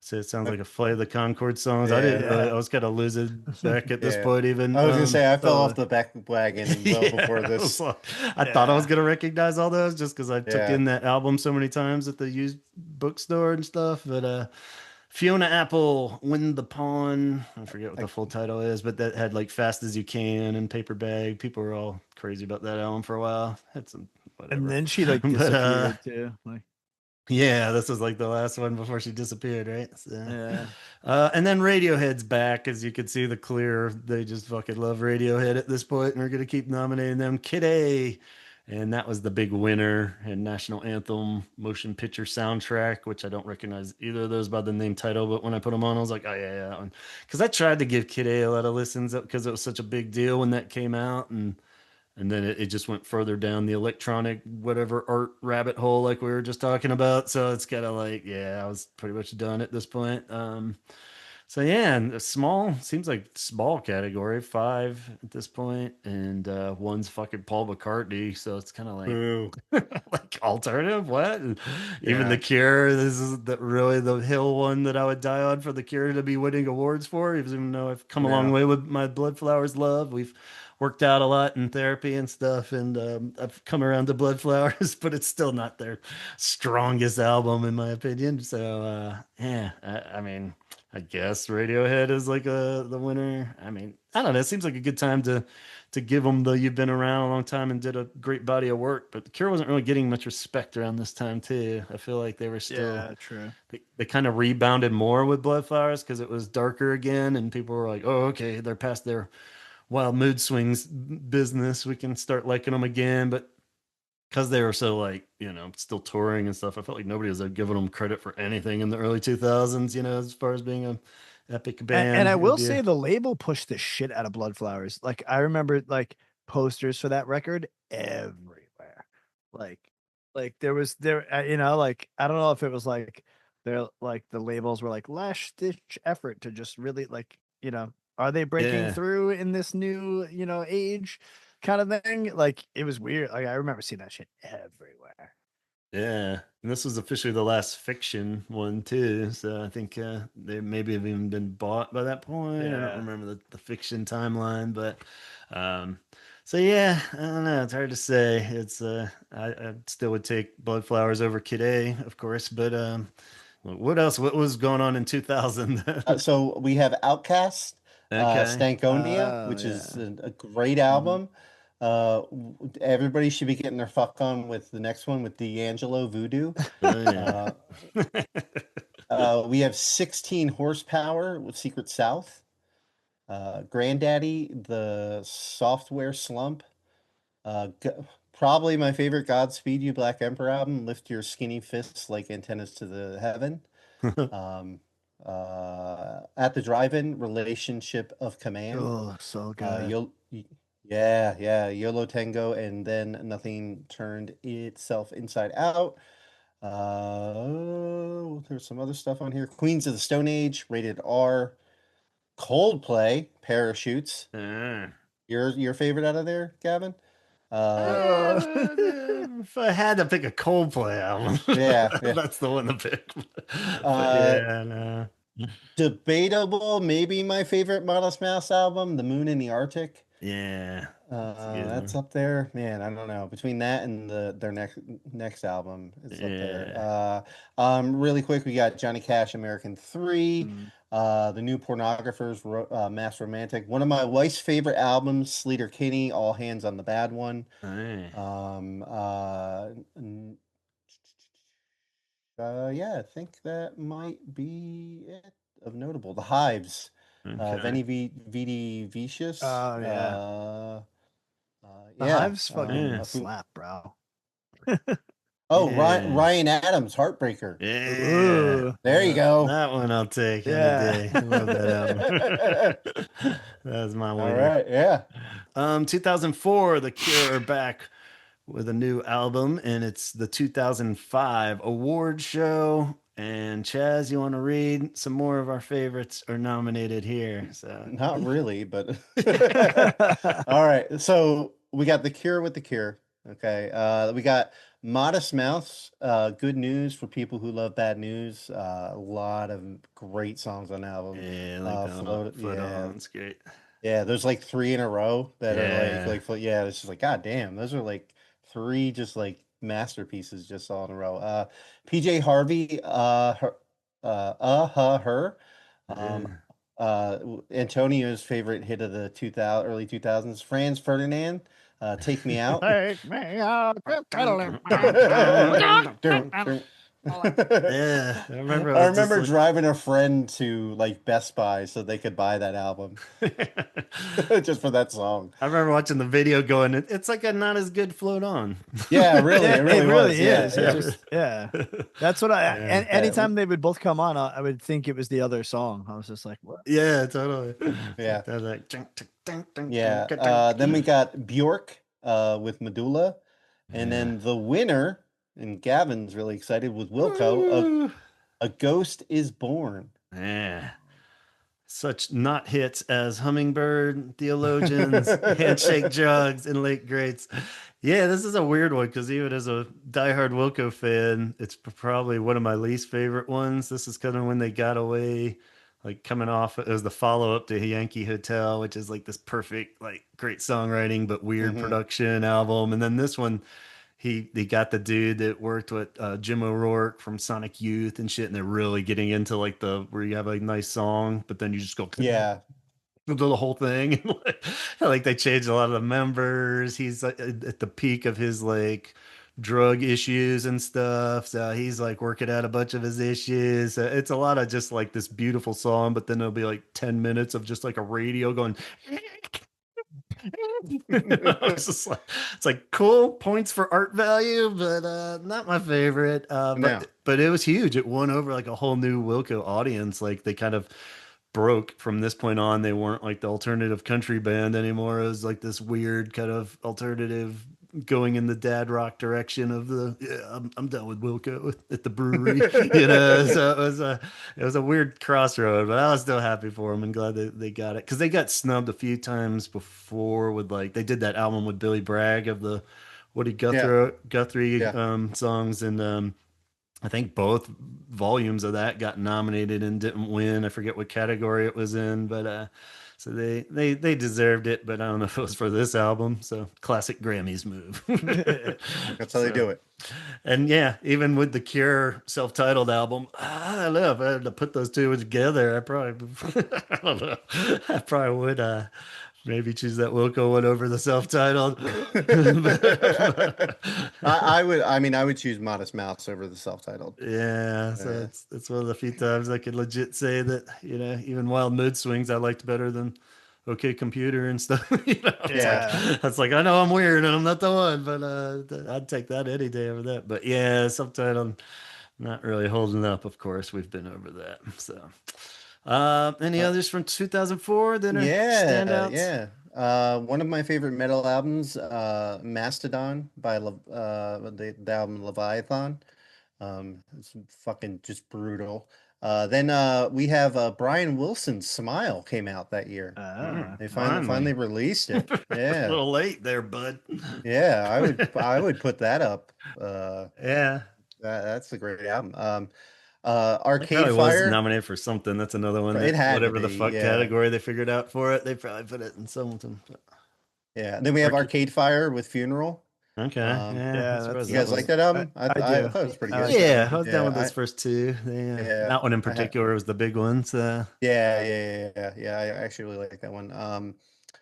Let's see. We're Drive By Truckers with the Dirty South. Oh, that's a good record. Elliott Smith from A Basement on the Hill. Was that like post his death or just pre? Yeah, I think that was the. Yes, that's the one. I can't remember if that was. Yeah, that's the one. That might have. He died while doing it, and they still, didn't put it out. I love that album. Yeah. Animal Collective, Sung Tongs. Let's see. Say Anything Is a Real Boy. Band's terrible. What? Say Anything? Band's so bad. I know. I was never into them. Yeah. The Go Team, Thunder Lightning Strike. Hot Snakes with Audit in Progress. Trying to see if anything else. Iron and Wine, Our Endless Numbered Days. Death from Above, You're a Woman, I'm a Machine. Kanye West, The College Dropout. Yeah. So enjoy that one, guys. And yeah, that's about it. And Modest Mouse, yeah. So, all right, 2009 awards show. We are honoring those albums recorded in 2008. So, we've got our Cure with 413 Dream that year. And breakthrough album. the genre defining up against My Morning Jacket, Evil Urges, Gnarls Barkley, The Odd Couple. Why is that in there? I don't know how. Like I don't mind Gnarls Barkley. Same. I'm just like, it's that's very strange. Maybe it was less of a hip hop dance I album. think they knew who the winner was going to be, so they didn't give a fuck on who else they nominated. Yeah, exactly. And we'll get to that, people. You'll understand this. Okay. But yeah, I thought that was very strange too. And then probably my favorite on this nominee, because it's one of my favorite bands, Death Cab for Cutie with Narrow Stairs, which had I Will Possess Your Heart, which has one of the catchiest long openings. And I remember the first time I ever heard that song, I was like, oh, they totally took a page out of the Cure book. Just keep a great driving bass line and keep adding things with a long intro, it was very Cure-esque. And I got to see them last year and they're still unbelievable fucking live. Beck with Modern Guilt, again, by this time, nobody cared about Beck. And then, God, I don't understand this, but again, the winner, Radiohead with In Rainbows. The Grammys should be called the Radiohead Fan Club. I mean, Tom York and Billy Joel just sit in the back room counting all their Grammys. Yeah, listen, I get it. They're huge. I get it. It's Radiohead, but it's very lazy. I feel like I can't wait to hear what else came out in 2008, because this is kind of strange and a little bit thin. What that note I made to myself was that I kept looking up these albums to say, oh, it's got to be that one song that I love of My Morning Jackets. Oh, it's got to be that big hit of Gnarls Barkley. Oh, it's got to be the Death Cab. Even was like, oh no, I like the one before it a lot. It was like all of them were they're 2 to 3 albums after the one you would know if you put on. Yeah, because this is not even close to Death Cab's biggest record. A lot of people weren't too into this one, and this one was one of the ones where at first listen there was a couple songs and I was like, oh, it's very different, and I was wasn't sure, but it grows on you like crazy, and I love it now. But it's kind of it is strange. It's a very strange year. So what else was in 2008, Chaz? All right, now I don't know all of these albums, so please forgive me. This is right. We got Fleet Foxes with Fleet Foxes. We have TV on the Radio with Dear Science. Pretty cool. This is posts what I was listening to with TV on the radio. Right. Portishead with Third. Randy Newman Oh, with boy. Hearts and Angels. Yes. Yeah. We got Nick Cave and the Bad Seeds with Dig Lazarus Dig. Mhm. Meshuggah with Obson. I was into Meshuggah like earlier before that. Like early 2000s. Fucked Up, The Chemistry of Common Life, which was, dear God, that was everywhere. Bonnie Prince Billy with Lie Down in the Light. I know some people like them. Neon Neon, Yeah. Stainless Style. Let's see, Silver Jews, Lookout Mountain, Lookout Sea. Yeah, don't know. Oh, Flight of the Conchords. Flight of the Conchords came out. So Hey. I know that was popular with a lot of people. Vampire Weekend, self-titled, came out. Okay, yeah, that was a good one. Unfortunately. You're a Vampire Weekend friend or a fan, aren't you? Me? I like Yeah. that album. I never really got Okay. into the other ones. There's like a couple of those I always thought, but yeah, they got kind of annoying. But yeah, I always like a few of those on that. But cool. Well, let's move to the present day then. That catches us up in the Cure world because there was a long time, a lot of Grammys they missed. Yeah, a Which they lot. still yeah. should One or have been two. nominated somehow, but they finally.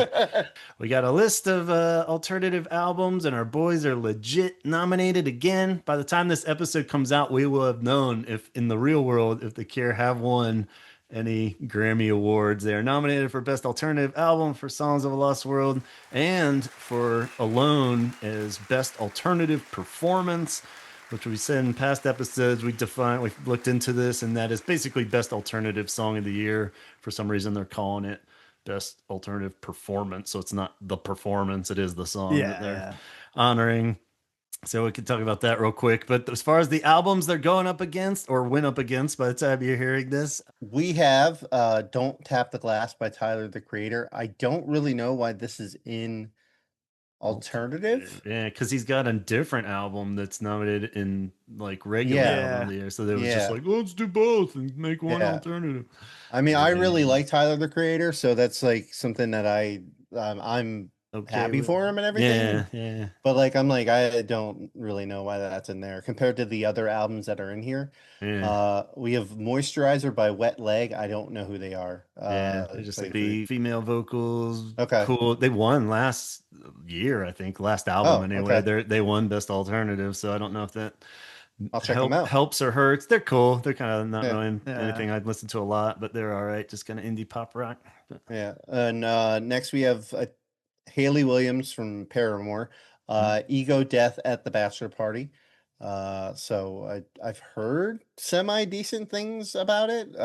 She's Yeah. really big in the deconstruction ex-Christian world. okay. I was gonna say I don't- highly respect her, and I think she's a great songwriter. But I expected more from this album. I found it a little Yeah. bland. I mean, I love her lyrics on it. I love, she's great. But I don't think it's her best stuff. So, but Yeah. I do think it's great that she is getting a nomination because I think in the music world, she's an amazing example for women that want to be in music and girls that want to play music. If you're gonna idolize someone, I think she is like up there in who you should model yourself after.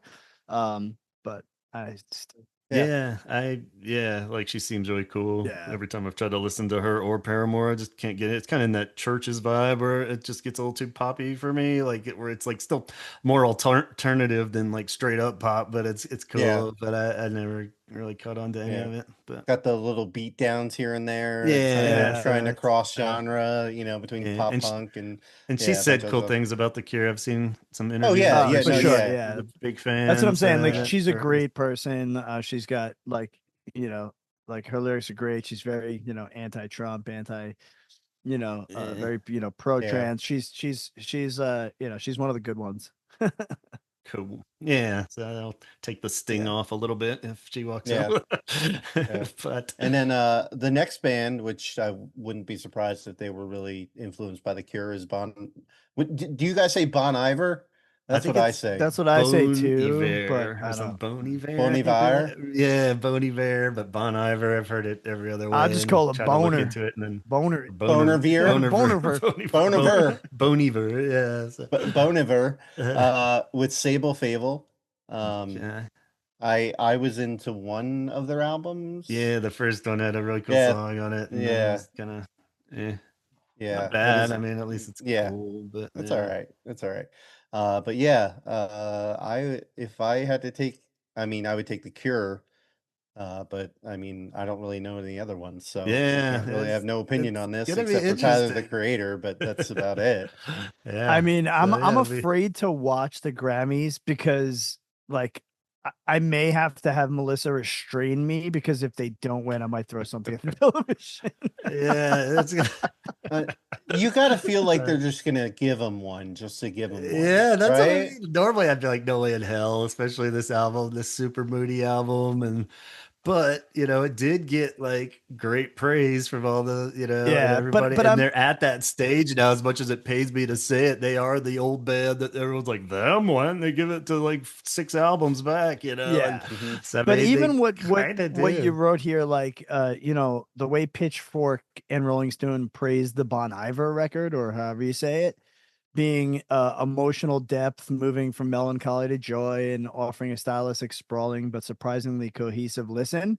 That's also how you could Yeah. almost describe Songs of a Lost World.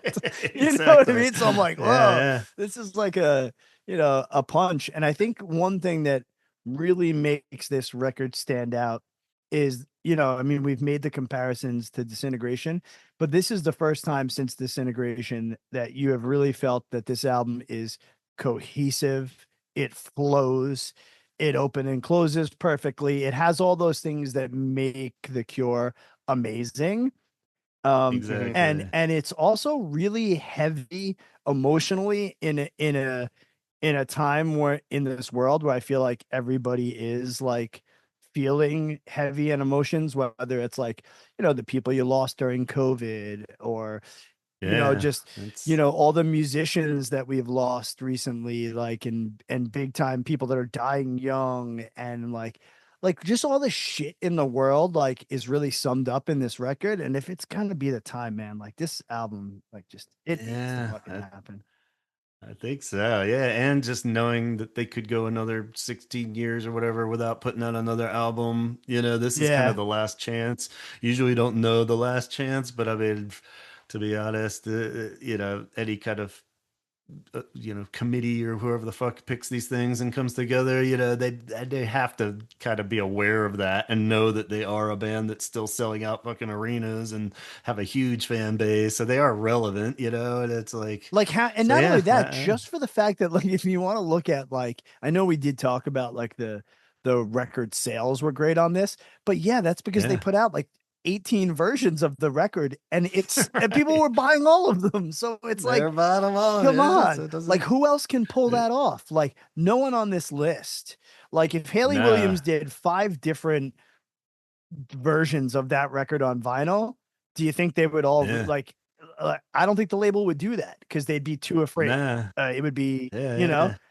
but the Cure can pull Fucking that yeah, off. that's some like Taylor Swift shit there, Yeah. and they pulled it off because yeah, we're still, and then we all bought the 20 versions of the live album of the version of Yeah. the remix of the live version of the whatever, that's like, geez, yes, I And mean the it's production is this, phenomenal. I mean, it's yeah, mastered well, it's recorded well.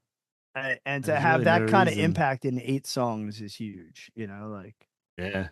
So who knows? I think they got a great chance, but as we've seen on this list for this, there's tons of shit that doesn't make sense in the Yeah. Grammy world. So I'm really not getting my hopes up, but at the same time, it's almost scary because it does seem mathematically possible, like when your team's in the playoffs, you're like, fuck, they could pull this off, maybe. I don't know.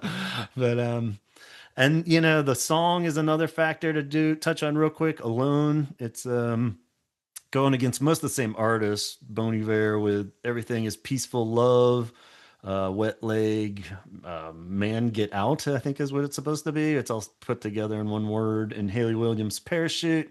And Turnstile is the other song one, which Yeah. I'm not familiar with, but you said they're pretty big, Yeah, they're Antonio. huge. gigantic. Okay. So Yeah, Seeing they're Stars. humongous. So Yeah. yeah, I've just seen the name, but haven't listened to them. It's so So weird that'll probably seeing win then. like I don't know if you saw them like back in the day, Turnstile, Yeah. Yep. Antonio, but it's just like No. seeing them play in front of like 50 people to like selling out. It's just like, oh my God. Yeah, like So it's crazy. So yeah, they're a pretty band insane. that's been around at least long enough to Oh, chart the yeah. growth, and Yeah. They were started off as like just like a hardcore band, and now they've like incorporated a bunch of different genres to like where they did a Taco Bell commercial they were in like a a couple years ago. Taco Bell commercial, like them and Yeah, Scowl too, but like Taco Bell but was like like they hitting that quick. But yeah, I mean, it's one of those things too where the record came out and it was very different. It's not like they got big and then changed their sound. It was the other way around. Like they added things and put out this record that nobody expected, and it literally launched them into stadiums like within like fucking 3 months of the record coming out. Like it was insane. Oh, wow. I don't think I've seen like such a quick rise after a record dropped in my life. Like it's pretty Damn. nuts. Okay, so yeah, they'll probably take that one home. I can't even, as much as I love Alone, can't imagine that being like a specific song award, kind of thing that they would give. Hopefully, they would be smart enough to look into that. But I don't. Yeah, I'd see something like that probably winning for song, don't you? Yeah, I don't know what else Turnstile might be nominated for this year, but if they're not nominated Probably for album of the year. anything else, then it's probably they'll probably win the song. They're taking Yeah. something home. I mean, Yeah. It'll be interesting. I hope they do win, as much as it is kind of dorky to win it, it'd be cool to get at least one of those under their belt before it's all officially Yeah. done. I think it's well deserved for this album too. I feel like it's definitely more deserved than getting it for like Blood Flowers or, so, I mean, Wish would have been cool, but it's just another thing you can say, like yeah. Grammy winning. Well, I tell you what, Grammy winning Hall Rock and Roll of Hall of Fame. if you Yeah, put yeah. $100 on Kalshi for the Cure to win Best Album, Alternative Album, the payout is $784. God damn. Shit. Maybe we should I might have to do this. Fuck. Yeah. You're like, honey, I fucked up bad, man. I'm in some serious shit, man. Yeah, babe, can we take out a second mortgage? Turns into Empire Records. Yeah. Yeah, we'll see what happens, but I think they can pull it off. I'm staying confident. Not confident enough to gamble, but yeah, but if you throw $10 on it, the payoff is $78. So you could buy a Cure record if you win. Yeah, you can buy all those This new one. singles. Yeah. Totally. So yeah. All right. Well, we'll leave that up to the listeners to make that choice for themselves or not. But I guess that concludes our Grammys. Any final thoughts on the whole history of the Grammys in the last 40 years or so? It's I think all a lie. it's all bullshit. Yeah, I don't really feel great about any of the winners for every year. Like, I think there was like two that were like, yeah, I guess that wins. That's justifiable. All of them, I think we had like, wouldn't have been my choice, but I don't know. I think there's something that, well, I mean, there's definitely taste. Like you can't really define or argue against somebody's taste for the most part, but like there's obvious where you're just like, how could that not win, like that Prince album? And like Lionel Richie won, I'm just like, what are we doing here? Yeah. Why can't we be serious for once? Yeah, totally. So yeah, it is pretty criminal. Yeah, I mean, I guess the Rock Hall was kind of like that too. When you start diving into the they're not in, and somebody else, and you're just like, what the fuck, it's like we could rattle off like 20 bands that should be in there that aren't, right, without even like thinking. I mean, it's crazy.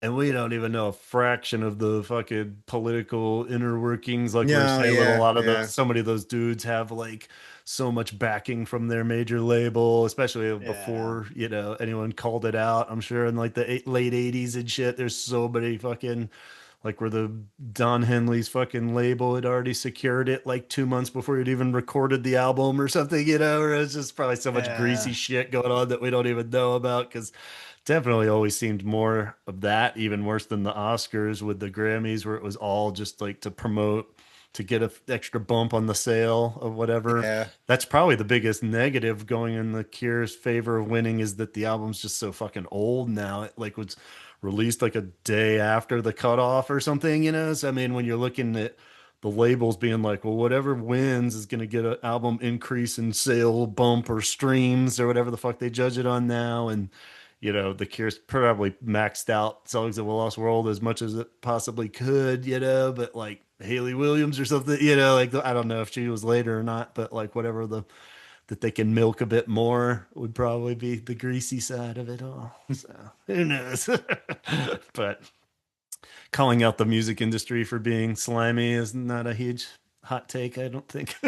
I think we've all been kind of aware that this is all bullshit for a while. Yeah. So. Yeah. Even when bands win platinum records, it's because the label buys, you know, thousands and thousands of copies and then just recirculates them in and sells them again. Like it's all bullshit. Right. Like Fox News when they come out with like a new author, like when they're new. Oh yeah, they're like, oh look who's here to talk for. And then they just buy and warehouse the books, and then they end up at Ollie's or like something like that for $1. Yeah, it's like a Dollar General. Yeah. Mm-hmm. We're on to you guys. Can't trick us. But no matter what happens, they will never taint the beauty of that perfect album, Songs of a Lost World. It is always a winner, just as every Cure album was on this list. I think we proved it. Absolutely. We're the true winner. This is their 14th award. 15th if you count Japanese Whispers. Shit, they even won for Mixed Up. Isn't that great? So yeah. That's our take on the Grammys. We hope you've enjoyed it out there, good people, and let us know which is your biggest, what is your biggest crime against humanity in the Grammys list, which album should have won, and if you bet on the Cure winning on that app. What's it called? Kalshi. What's the Kalshi? Kalshi? Okay. Yeah. That's how I'm stopping myself, because I don't know what it's actually called, so I won't look it up or download it. All right, guys, we'll wrap it up there. Thank you so much, Chaz and Antonio, for going through history with us. I love a good history lesson episode, so it takes me back. So we'll catch you guys next time and let you know the winner here in a second. So on that note, thank you. Have a good night on behalf of the Academy. We'll say, talk hard.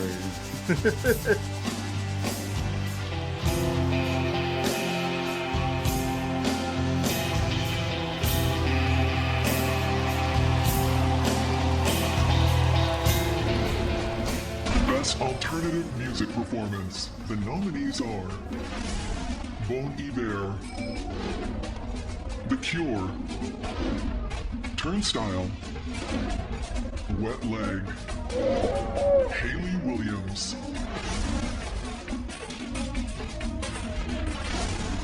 And the Grammy goes to Alone, The Cure.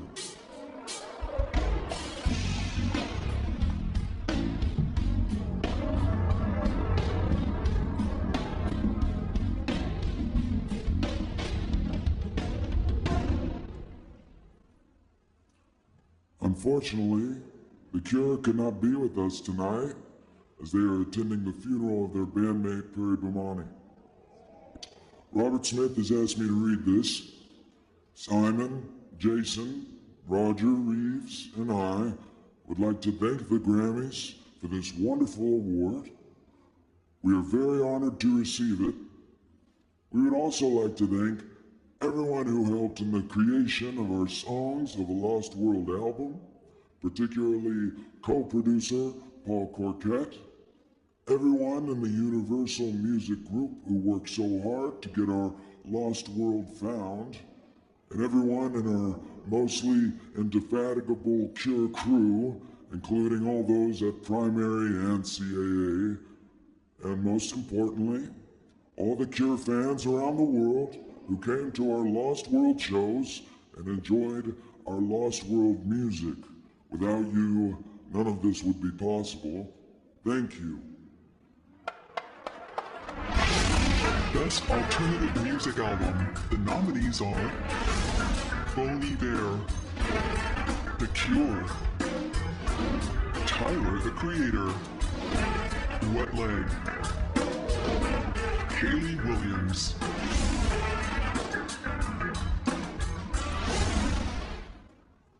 And the Grammy goes to Songs of a Lost World, The Cure.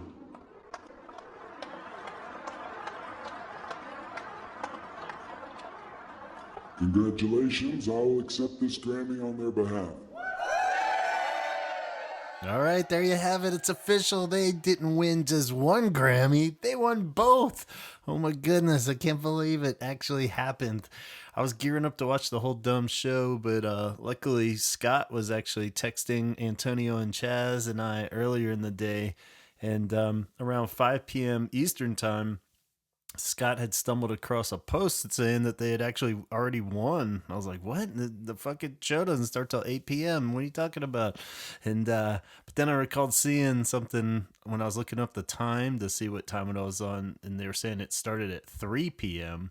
And it dawned on me, I was like, oh yeah, it's like we were saying earlier in this episode that they would probably make this in one of those earlier today, awards were given out in these categories that we don't really care about. One of those kind of scenarios, and must have been the case. So, yeah, and then stumbled across actual footage of the award being presented that wasn't going to air, but they filmed it anyway. Cure Argentina on Instagram actually had a clip of it, so that was really cool getting to see that.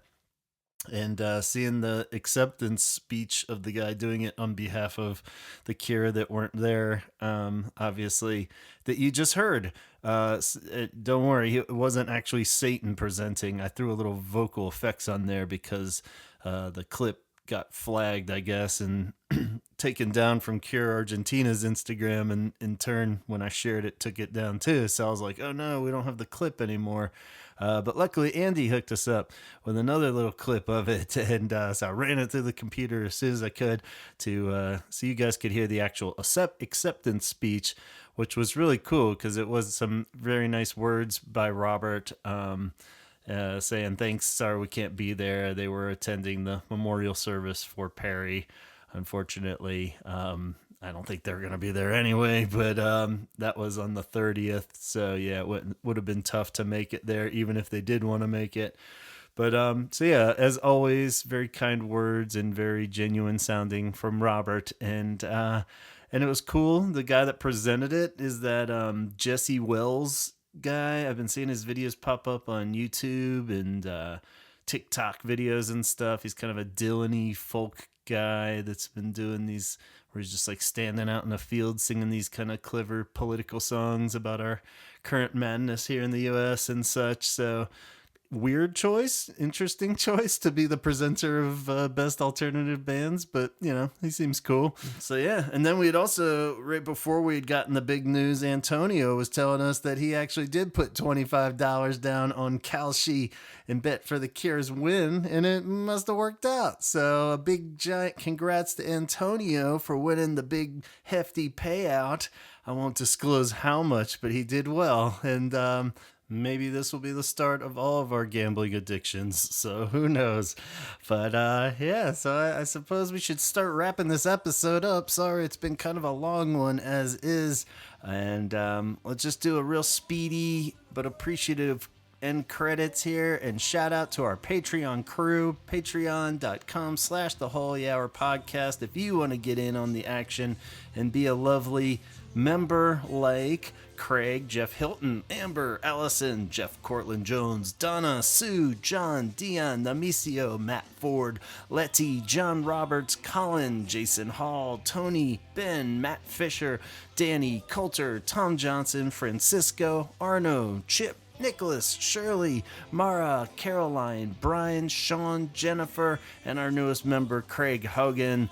Kate over at CureThreads.com and at Cure Arts Collab on Instagram. Check out her sites. And Scott Kroger, of course, over at the Sarlacc Digest, the All Star Wars podcast. Every Wednesdays, you can watch their live show at 8 p.m. on YouTube or Facebook. And every Mondays now, they're doing Sarlacc Toy Chest, where they discuss all the latest updates in the store, Star Wars toys and collectibles world. So 2 great shows once a week now. And David runs Obsessive Geek. That's his online shop over at Etsy. Has lots of cool products. And Dana has her website at graphics.tv. Graphics is spelled with an X.tv. And she's open for commissions if you want to check out her work. Tanya would love to spread awareness of 988lifeline.org suicide crisis hotline. Available 24/7, offering free and confidential support to people in distress. Lisa recommends you check out Dickens if you're in the Calgary, Canada area and need a good venue. DickensYYC.com. And of course, Chaz's other podcasts, the James Dobson's Bastard Kids podcast, where he and Chrissy take a deep dive into the evangelical church world. And let's wrap up there, guys. This one's been going long, so thank you so much for listening. I hope you made it to the end to hear the big results, even though you've probably caught wind by now. So let's raise another toast to Perry and The Cure for their big win, to Antonio for his big win. Chaz and Antonio and I are now going to go run through the streets wild in the city, tear down some traffic light poles. Chaz says that's what you got to do when you win big, so we better get rolling.